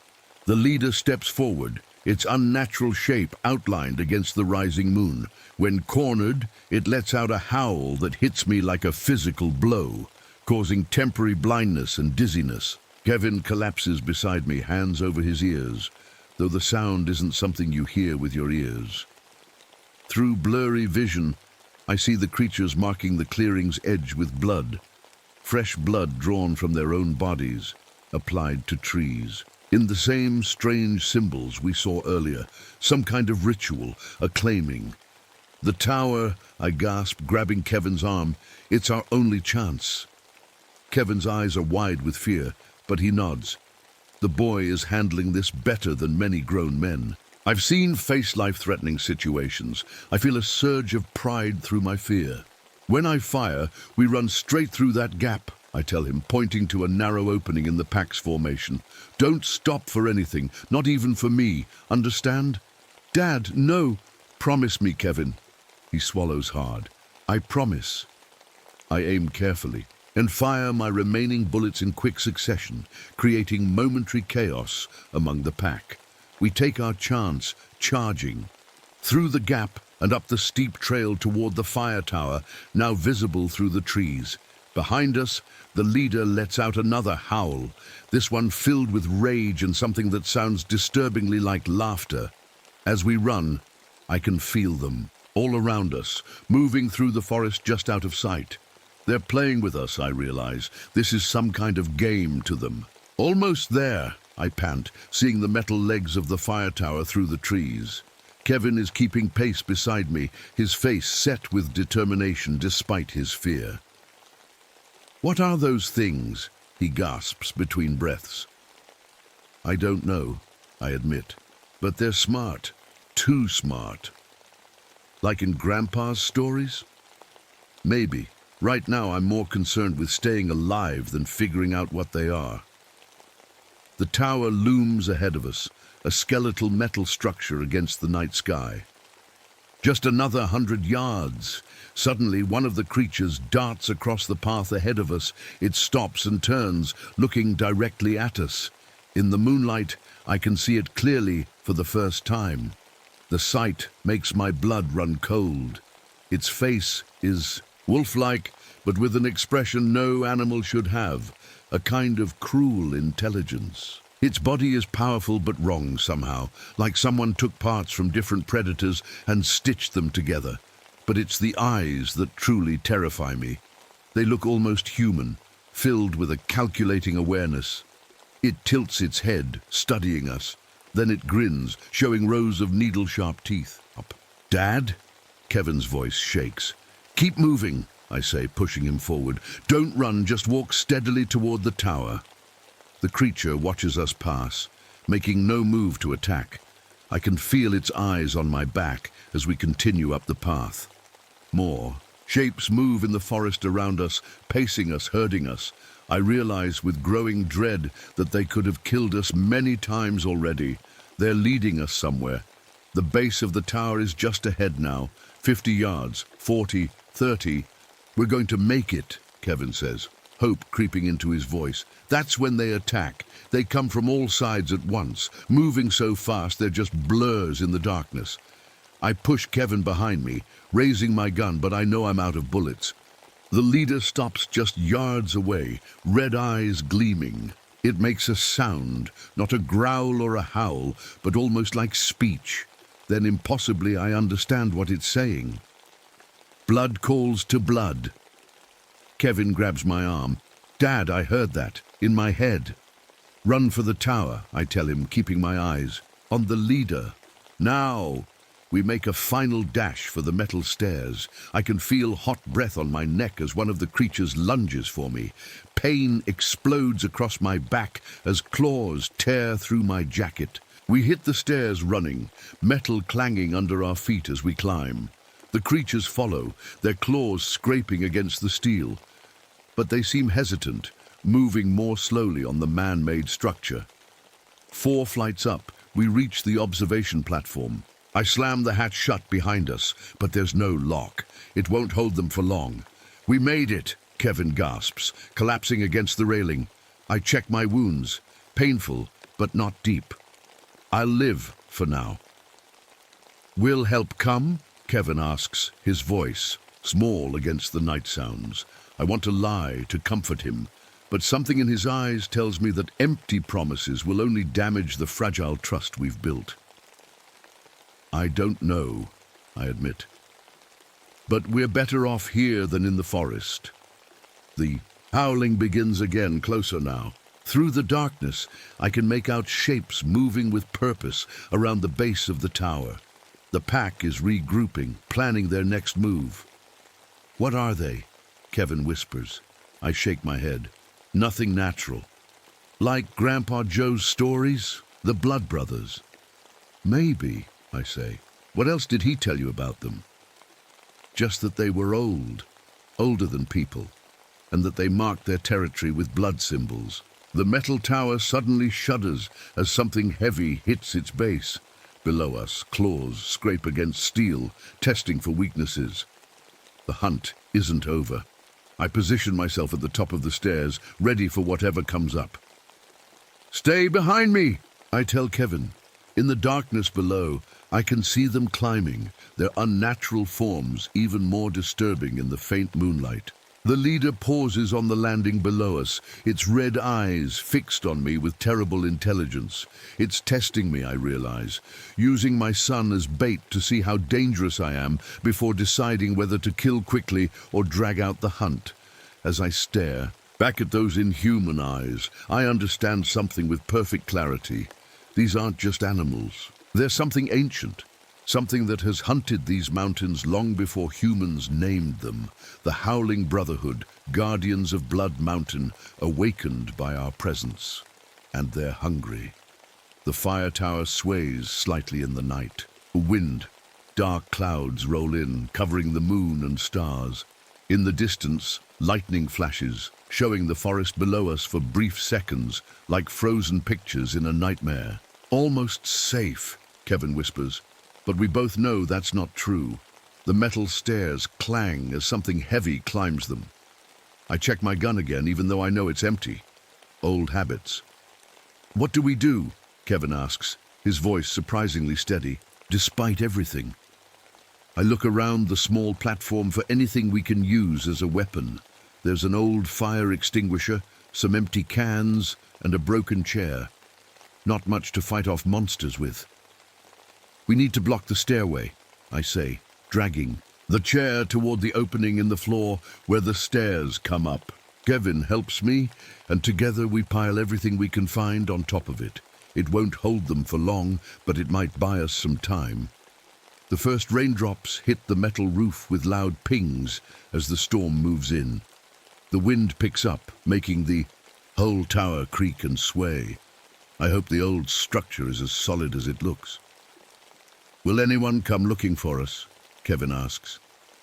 I want to lie, to tell him help is on the way, but I can't. Not until we're officially missing. Tomorrow evening at the earliest, he nods, taking this in. So we have to survive the night. Yeah, I say, surprised by how grown up he sounds. We stick together, no matter what.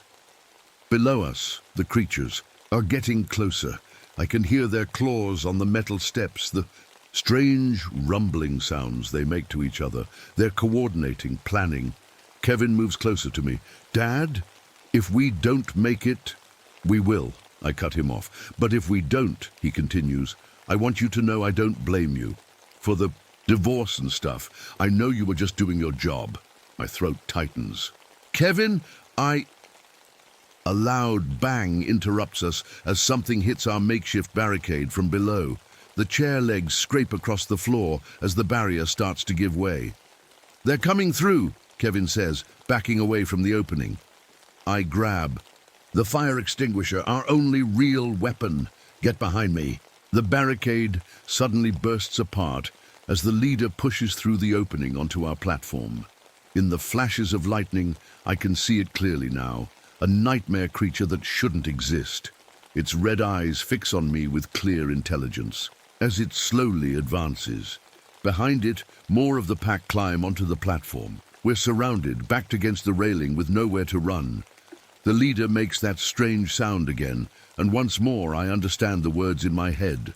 Blood calls to blood. The mountain hungers. Kevin grips my arm. Dad, what does it want? I don't answer. I'm too busy trying to find a way out of this impossible situation. The drop behind us is at least 100 feet.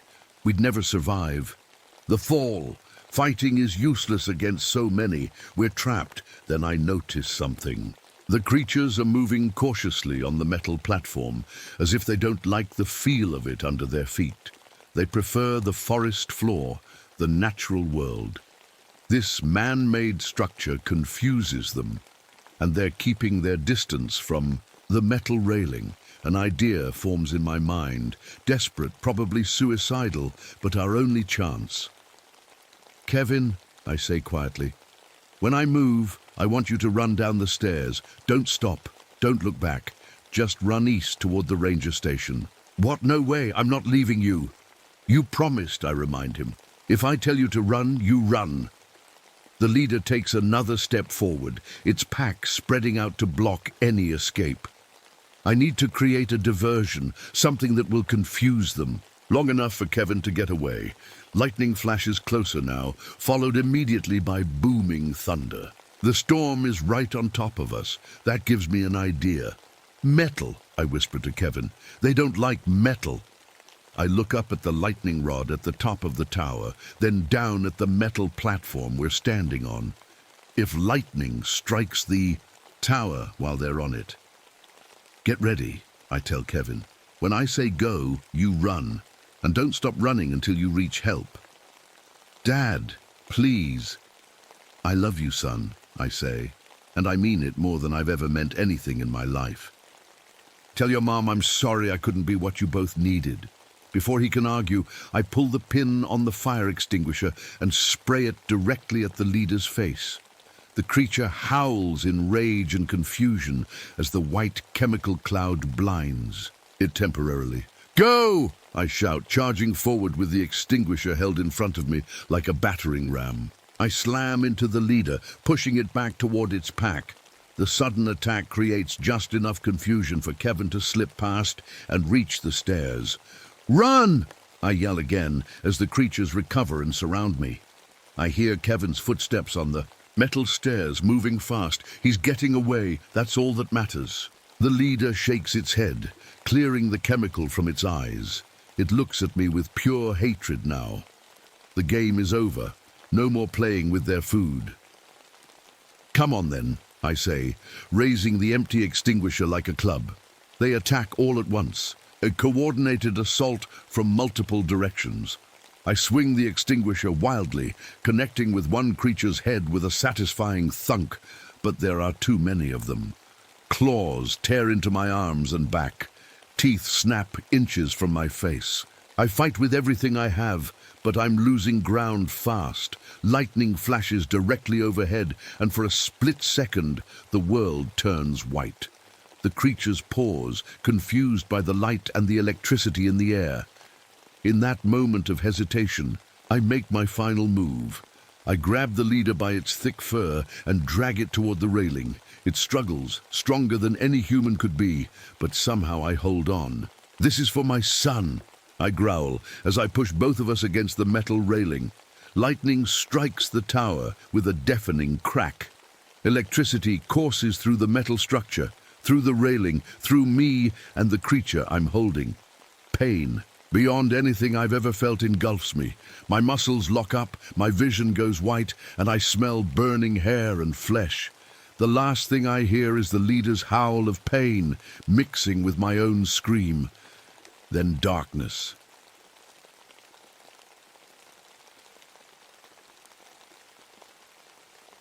My name is Rebecca Hartwell.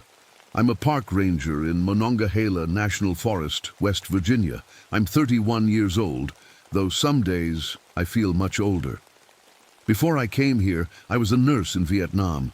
That was another lifetime ago, or at least that's what I try to tell myself. This morning started like any other.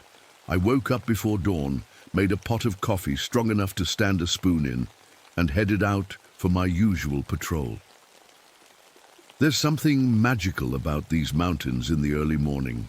The mist hangs between the peaks like ghostly fingers, and this time of year, the autumn leaves turn the whole forest blood red. I stood at my favorite lookout point, watching the mountains. They reminded me of sleeping giants wrapped in crimson blankets. Below me, I could hear the gentle sounds of the mountain stream as it tumbled over smooth limestone rocks. Somewhere in the distance, a barred owl called out, its voice echoing through the valleys. Who cooks for you?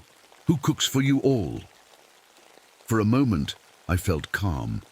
It was the same kind of peace I used to feel during the quiet moments between surgeries. In Da Nang, those rare, precious minutes when no one was dying under my hands. Then everything changed. A group of crows that had been sitting in a nearby tree suddenly took flight all at once, as if someone had fired a gun. Their angry cawing filled the air for a few seconds, and then nothing. The silence was so complete it made my ears ring. No birds, no insects, not even the sound of the wind in the trees. As the first light of dawn broke over the mountains, I noticed something strange about the frost on the leaves around me. The delicate white patterns looked like tiny bones, femurs, ribs and skulls, all arranged in perfect symmetry. Too perfect to be random. I've seen frost patterns my whole life, but never anything like this. I decided to head down into the hollow to check things out. As I descended, my radio started to crackle with static, The interference got stronger the closer I got to the old Cherokee burial mounds that dot this part of the forest. I tried to call in my position, but all I got back was garbled noise. About halfway down the trail, a young white-tailed deer stepped out from behind a tree. Usually, they bolt at the first sign of humans, but this one walked right up to me, looking into my eyes with no fear at all. Then, without warning, it collapsed mid-step. I heard a sickening crack as its bones seemed to shift beneath its skin. Before I could reach the deer, a thick fog began rolling up from the valley floor, swallowing the trees and the trail ahead.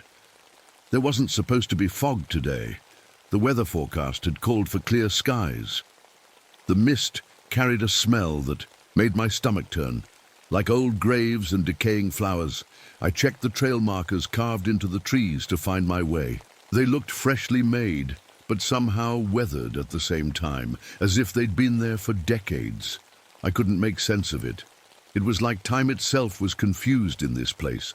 Suddenly I felt a sharp pain in my head and a warm trickle from my nose. My hand came away with a smear of blood, a nosebleed. The barometric pressure must have dropped dramatically. The old shrapnel scars on my body began to ache with a phantom pain I hadn't felt in years. The tiny pieces of metal the surgeons couldn't remove from my last day in Vietnam were singing their old song. I should have turned back then. Every instinct told me to get out of that hollow, to climb back up to where the air was clear and the world made sense. But then I thought, what if someone was down there? What if someone needed help? I couldn't walk away. I never could. So I tightened the straps on my backpack, checked my radio one more time, still nothing but static, and whistled for Medic, my German shepherd, to stay close. Together, we headed deeper into the hollow, into the thickening fog that seemed to swallow every sound except the beating of my own heart and the soft padding of Medic's paws beside me. I didn't know it then, but we were walking into a nightmare that would make the horrors of Vietnam seem like a pleasant dream. Most people come to these mountains to find peace. I came here to hide. After Vietnam, I couldn't go back to normal life. How could I? I'd spent 2 years with my hands inside people's bodies, trying to put them back together while bombs fell around us. Some nights I still wake up thinking I'm back in that field hospital, the smell of blood and antiseptic filling my nose. I looked down at my hands as I walked through the fog. Even after all these years, they still had a yellowish tint from the iodine I used to scrub them with. In Vietnam, I'd wash my hands until they were raw, trying to get the blood out from under my fingernails. Some stains never really go away. Medic nudged my leg, bringing me back to the present. He always knows when I'm slipping into the past. That's why I named him Medic. He saves me every day. Good boy, I whispered, running. My hand over his fur. I got him from a rescue shelter 3 years ago. He was already trained to help people with problems like mine. When I start breathing fast or my hands shake, he presses his body against my legs before the flashbacks can take hold. He's better than any medicine the VA doctors tried to give me. The scar on my face itched, like it always does when I'm nervous. It runs from my left ear to the corner of my mouth, a souvenir from a mortar attack in Da Nang. The doctors did their best, but it healed into a permanent half-grimace. People in town think I'm unfriendly because of it. Maybe that's why I prefer the company of trees and animals. I reached into my pocket and felt the smooth wooden beads of the rosary I always carry. A dying Marine pressed it into my hand after I couldn't save him. "Keep it, Angel," he'd said. "You'll need it more than me." I'm not even Catholic, but I've held on to it ever since. The beads are worn smooth from my fingers, running over them whenever the memories get too loud. The fog was getting thicker. I checked my watch, 7:15 a.m. I should have been able to see the sun by now, but the light around me was grey and diffuse, like being inside a cloud. I straightened my uniform jacket, making sure the creases were perfect. Old habits. In Vietnam, I learned that when everything is chaos, controlling small things helps keep you sane. Clean uniform, organized med kit, everything in its place. Speaking of med kits, I patted the side pocket of my backpack where I keep my special supplies. Against regulations, I still carry military-issue morphine syrettes. In Vietnam, having them ready could mean the difference between a soldier living or dying. Out here in the wilderness, the same might be true for a hiker with a broken leg miles from help. I've treated everything from snake bites to bear attacks in these mountains. When you're the only thing standing between someone and death, you learn to be prepared. Maybe that's why I can't turn away from trouble, even when every cell in my body is screaming danger. It's the guilt, I guess. For every soldier I saved, there were 3 more I couldn't. Their faces visit me at night, asking why I didn't try. Harder, work faster, do more. So I keep trying to balance the scales, one rescue at a time. The hollow was getting darker the further I walked, even though morning should have been brightening everything by now. I switched on my flashlight, but its beam barely cut through the thick fog. "Something's wrong here, medic," I said quietly. He whined in response, his ears flat against his head. He felt it too. I should have turned back. Every bit of training and experience told me to get out of there. But what if someone was lost in this fog? What if they needed help? I couldn't live with another person's death on my conscience. So I kept walking, even as the temperature dropped and the fog closed in around us. That's when I saw the first sign that this wasn't just strange weather or my imagination playing tricks. About 20 feet off the trail, something white gleamed in my flashlight beam. I moved closer. Medic pressed against my leg. It was a pile of animal bones, squirrels, rabbits, maybe a fox, all arranged in a perfect circle. The bones were bleached white, like they'd been there for years, but I could see bits of fresh tissue still clinging to some of them. My medical training kicked in. Animals don't die like this. They don't arrange their skeletons in geometric patterns. Someone or something had placed them there, and suddenly I realized what was missing. Sound. No wind in the trees, no insects buzzing, no birds calling. Nothing but the sound of my own breathing and heartbeat. We were alone in the hollow, or at least I hoped we were. I backed away from the bone circle, my flashlight beam shaking slightly. Medic growled low in his throat, the fur on his back standing up. "Easy, boy," I whispered, though my own nerves were frayed.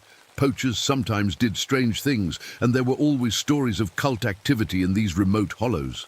I tried to think logically. There had to be a normal explanation. I continued down the trail, keeping my eyes sharp for any sign of human activity. The forest around me had changed somehow. The trees seemed taller, closer together, their branches reaching toward each other like fingers trying to touch. About a quarter-mile further, I spotted something that stopped me in my tracks. An old oak tree stood by the path, but something was wrong with it. All the bark had been stripped away, revealing bone-white wood underneath. But that wasn't the strangest part. The exposed wood had been carved with symbols, circles, lines, and curves that looked disturbingly like the anatomical drawings in my old medical textbooks. I reached out to touch one of the carvings, then pulled my hand back. A metallic taste filled my mouth like I'd been sucking on pennies. The air around the tree smelled sharp and clinical, like formaldehyde. My eyes began to water. "This isn't right," I said to Medic, who was now pressing hard against my legs, urging me to turn back. I tried my radio again. Nothing but static, but within the white noise, I thought I heard voices. I turned up the volume.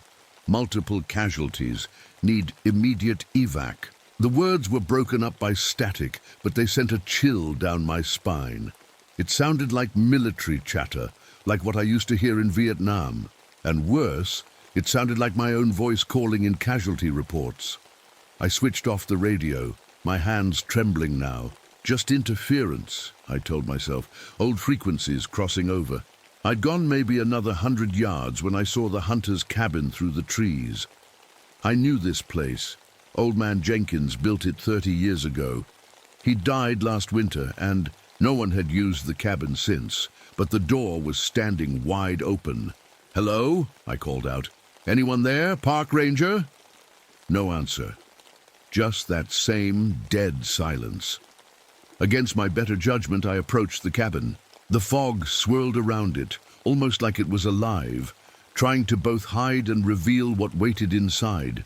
Medic whined and pulled at my pant leg, trying to stop me. But I had to check. What if someone was hurt? The floorboards creaked under my boots as I stepped through the doorway, Medic reluctantly following. My flashlight beam cut through the gloom inside. What I saw made me freeze. Human bones lay scattered across the cabin floor. A femur here, several ribs there, part of a skull in the corner. But they weren't just thrown around. They were arranged in a pattern, a perfect spiral that started in the center of the room and worked its way outward. In the middle was a complete human hand, the bones articulated as if still held together by invisible tendons. My first thought was that I'd stumbled onto a crime scene, but something about the arrangement was too precise, too intentional. This wasn't the work of a murderer trying to hide evidence. This was something else. I backed toward the door, and that's when my radio crackled to life again by itself. Through the static, I heard it clearly this time. "Nurse Hartwell to triage. Multiple incoming wounded. Nurse Hartwell report immediately." It was the exact announcement they used to make at the field hospital in Da Nang, word for word, in my voice. I stumbled out of the cabin, heart pounding.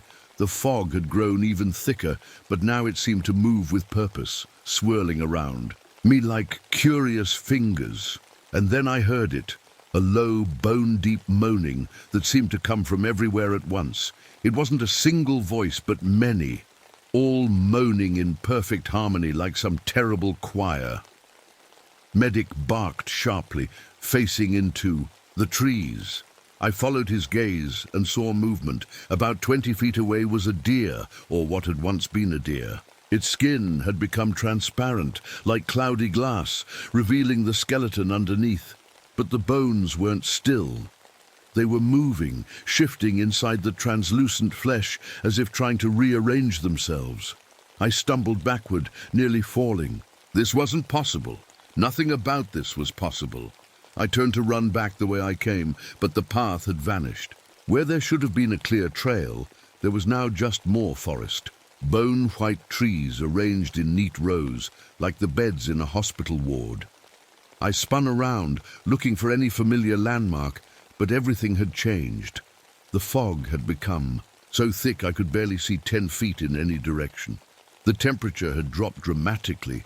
I could see my breath now, little clouds of white that the fog eagerly swallowed. "We need to get out of here," I told Medic, trying to keep my voice steady. I pulled out my compass. The needle spun wildly, around and around, never settling on a direction. My watch had stopped at 7:15, the exact time I'd checked it earlier. I was lost, completely lost in woods I'd known for years. And somewhere in the fog, that moaning grew. Louder, closer. It sounded like pain. It sounded like dying. I knew those sounds all too well. I gripped the flashlight tighter and reached down to touch Medic's head, reassuring myself that at least I wasn't alone. "Stay close, boy," I whispered. We picked a direction and started walking, hoping to find our way out of whatever nightmare we'd wandered into. But with each step, I couldn't shake the feeling that we weren't moving away from something. We were moving toward it. The fog parted for a moment and I saw it. Standing between two white trees was a figure, tall and still. At first I thought it was a person, maybe a lost hiker or a hunter. I raised my hand to wave. "Hello, are you okay? I'm a park ranger." The figure didn't move. As I got closer, my flashlight beam caught it fully, and my blood turned to ice. It wasn't a person, not anymore. It stood about 8 feet tall, towering over me. Its body was made entirely of bones, animal bones, human bones, all woven together, like a terrible puzzle. Deer antlers crowned its skull. Human finger bones formed its long, spindly arms. Raccoon and fox jaws lined its chest like armor. everything held together by dark, glistening sinew. But its face was the worst part. The skull wasn't one skull, but pieces of many, forming a patchwork face with a too-wide jaw. And where its eyes should have been were empty sockets filled with swirling red mist. As I stared, frozen in horror, the mist in those sockets began to form shapes, faces, human faces. I recognized them. Johnson, the 19-year-old Marine who bled out under my hands after a mortar attack. Peterson, who died of infection 3 days after I amputated his leg. Williams, Liu, Sanchez, all of them patients I couldn't save in Vietnam. Medic snarled beside me, his body tense and ready to attack. I grabbed his collar, holding him back. "Stay," I whispered. Something told me that if Medic charged this thing, he wouldn't come back. The bone creature tilted its head, studying me. Then it changed. The bones shifted and moved, rearranging themselves before my eyes. Ribs became fingers.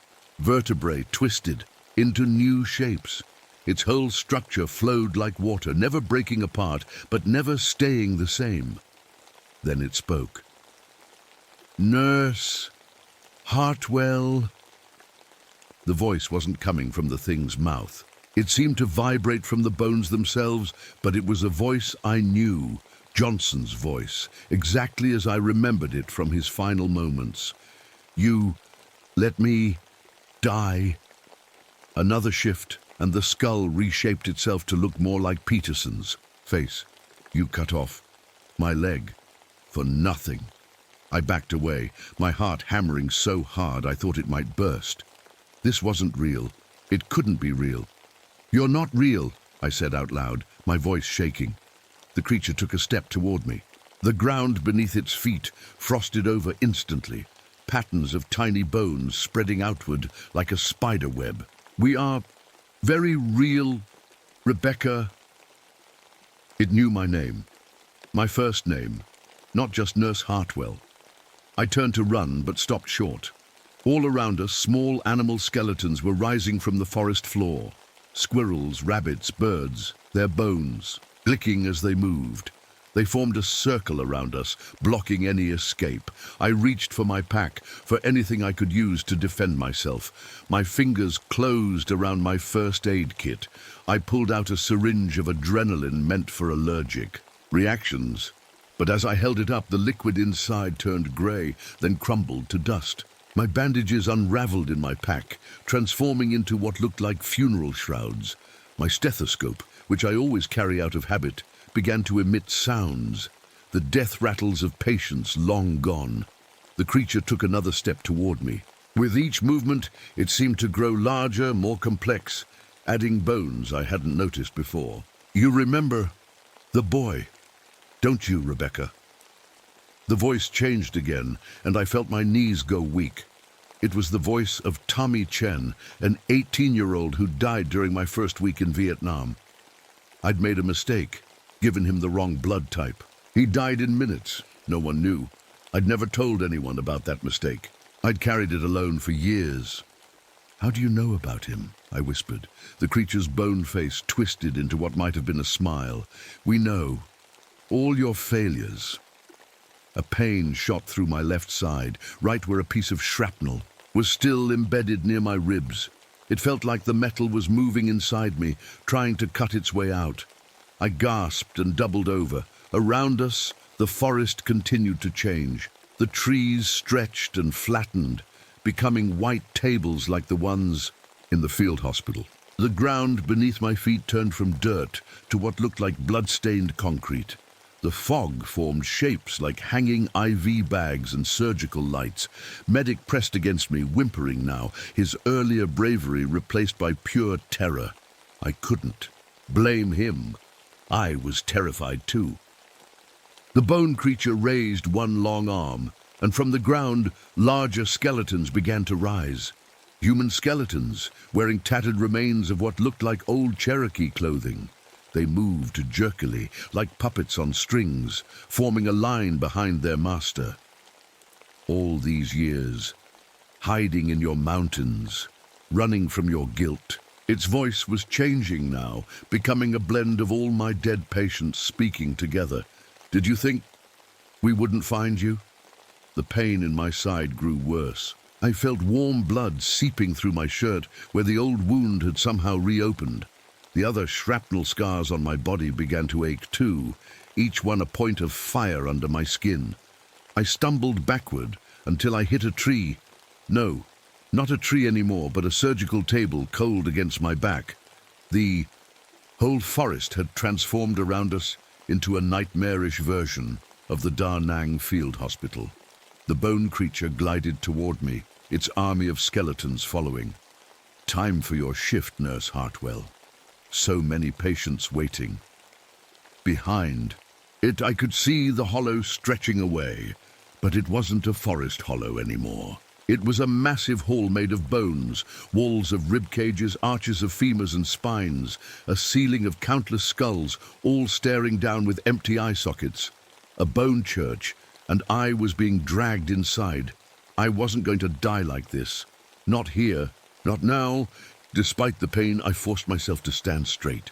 Years of working under fire in Vietnam had taught me one thing: when you're scared, fall back on your training. I looked at the bone creature with new eyes, not as a monster, but as a body. Bodies have weak points, joints, connections, places where things can break. Medic, stay, I commanded, and stepped forward to face the thing. The bone creature seemed surprised, its skull tilting to one side. The smaller skeletons around it chattered their teeth like they were laughing. "You're made of joints and connections," I said, my voice steadier than I felt. "And I know anatomy better than anyone." I backed away slowly, moving toward higher ground. Behind me was one of the old Cherokee burial mounds, rising about 10 feet above the forest floor. If I could get to higher ground, I might have a chance. The creature followed, its bone legs clicking with each step. The army of skeletons moved with it, a wall of yellowed bones and empty eye sockets. "You cannot escape us, Rebecca." I reached the base of the mound and started to climb. The dirt was loose under my boots, threatening to give way. It felt wrong to walk on a burial site, but I had no choice. From the higher position, I could see more of the transformed hollow. The bone church stretched for what seemed like miles, much larger than the actual hollow could possibly be. Reality itself had warped around this thing. The creature stopped at the base of the mound. It raised its arms, and more bones erupted from the ground, forming a staircase for it to climb toward me. I had seconds to come up with a plan. I reached into my pack, searching for anything I could use as a weapon. My fingers closed around my flashlight, heavy metal with a solid heft to it. Not much, but better than nothing. "Medic, now!" I yelled. My brave dog lunged forward, not at the creature but at the smaller skeletons surrounding it. He crashed into them, scattering bones in all directions. The skeletons fell apart, but immediately began to reassemble themselves. The distraction worked, though. The bone creature turned to look at Medic, and I saw my chance. I swung the flashlight as hard as I could at the joint where its neck met its shoulder, the spot where the clavicle would connect to the scapula. In a human. The impact sent shockwaves up my arm, but I heard a satisfying crack.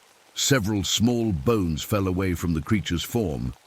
It turned back to me, those red mist eyes swirling with rage. "You still fight, like you fought death." It swung one long arm at me. I ducked, but not fast enough. Bone fingers scraped across my cheek, leaving burning trails of pain. I tasted blood. "Every death feeds us," it hissed. "Your guilt makes us stronger." Suddenly I understood. This thing fed on death, on guilt, on the pain of not being able to save everyone. It had been drawing me in from the moment I entered the hollow, using my own need to help against me. My guilt was its power source. Medic was still fighting the skeleton army, but he was getting overwhelmed. They swarmed around him, trying to pin him down. I heard him yelp in pain. "Leave him alone," I shouted, swinging the flashlight again. This time I missed, and nearly lost my balance on the mound. The ground beneath my feet shifted. The burial mound wasn't as solid as it looked. I could feel spaces underneath, like the whole thing might be hollow inside. The bone creature climbed higher, now just a few feet away from me. Behind it, the bone church seemed to pulse with an unholy light, red mist swirling through the ossuary. So many couldn't save, so many failed. Its voice had become a chorus of the dead, each word stabbing into me like a scalpel. Every patient I'd lost, every soldier who died under my care, they all spoke through this thing. I was bleeding from multiple wounds now. The old shrapnel injuries had all reopened somehow. My strength was fading fast. I had one last idea. Dropping the flashlight, I reached into my pocket and pulled out the military morphine syrettes, my secret stash of painkillers that I'd carried since Vietnam. The creature laughed, a sound like bones breaking. "Medicine cannot help the dead." "It's not for you," I said. "And it's not for me either." With all my remaining strength, I drove my boot heel into the top of the burial mound. The ground cracked, then gave way beneath us. The creature and I both fell as the mound collapsed, revealing a vast underground cavern below. We tumbled down into darkness, landing hard on a stone floor. Pain shot through my leg, broken probably. Around us, the cavern walls were lined with bones, thousands of them, all arranged in perfect anatomical order. This place had been here for centuries. The bone creature rose above me, silhouetted against the faint light from above. It was damaged from the fall, pieces of its structure missing or broken, but still terrifyingly alive. "Now, you join us forever," it said, reaching for me with jagged bone fingers. I looked up at it, and for the first time I wasn't afraid. "You feed on guilt," I said, "on my need to save everyone." I uncapped one of the morphine syrettes. "But I'm done carrying that weight. Not everyone can be saved. Not by me, not by anyone." The creature hesitated. "I forgive myself," I said, and meant it. For Tommy Chen, for Johnson, for Peterson, for all of them. The red mist in the creature's eyes flickered, dimming slightly. "No," it hissed. "Yes," I said, "they died. It was terrible. But it wasn't all my fault." With each word, I felt lighter. The guilt I'd carried for years was lifting, but the creature wasn't finished. It lunged at me, bone hands grasping. One sharp finger pierced my side, right where the shrapnel was embedded. Pain exploded through my body. I felt something inside me shift as the creature's finger found the metal fragment and pushed it deeper. "You are mine," it growled. With my last ounce of strength, I plunged the morphine syrette into my thigh and pushed the plunger. The painkiller flooded my system, dulling the edge of the agony. "I am mine," I gasped. Above us, I heard barking. Medic was at the edge of the collapsed mound, looking down at us. "Run, Medic!" I yelled. "Get help!" The smart dog understood. He disappeared from view.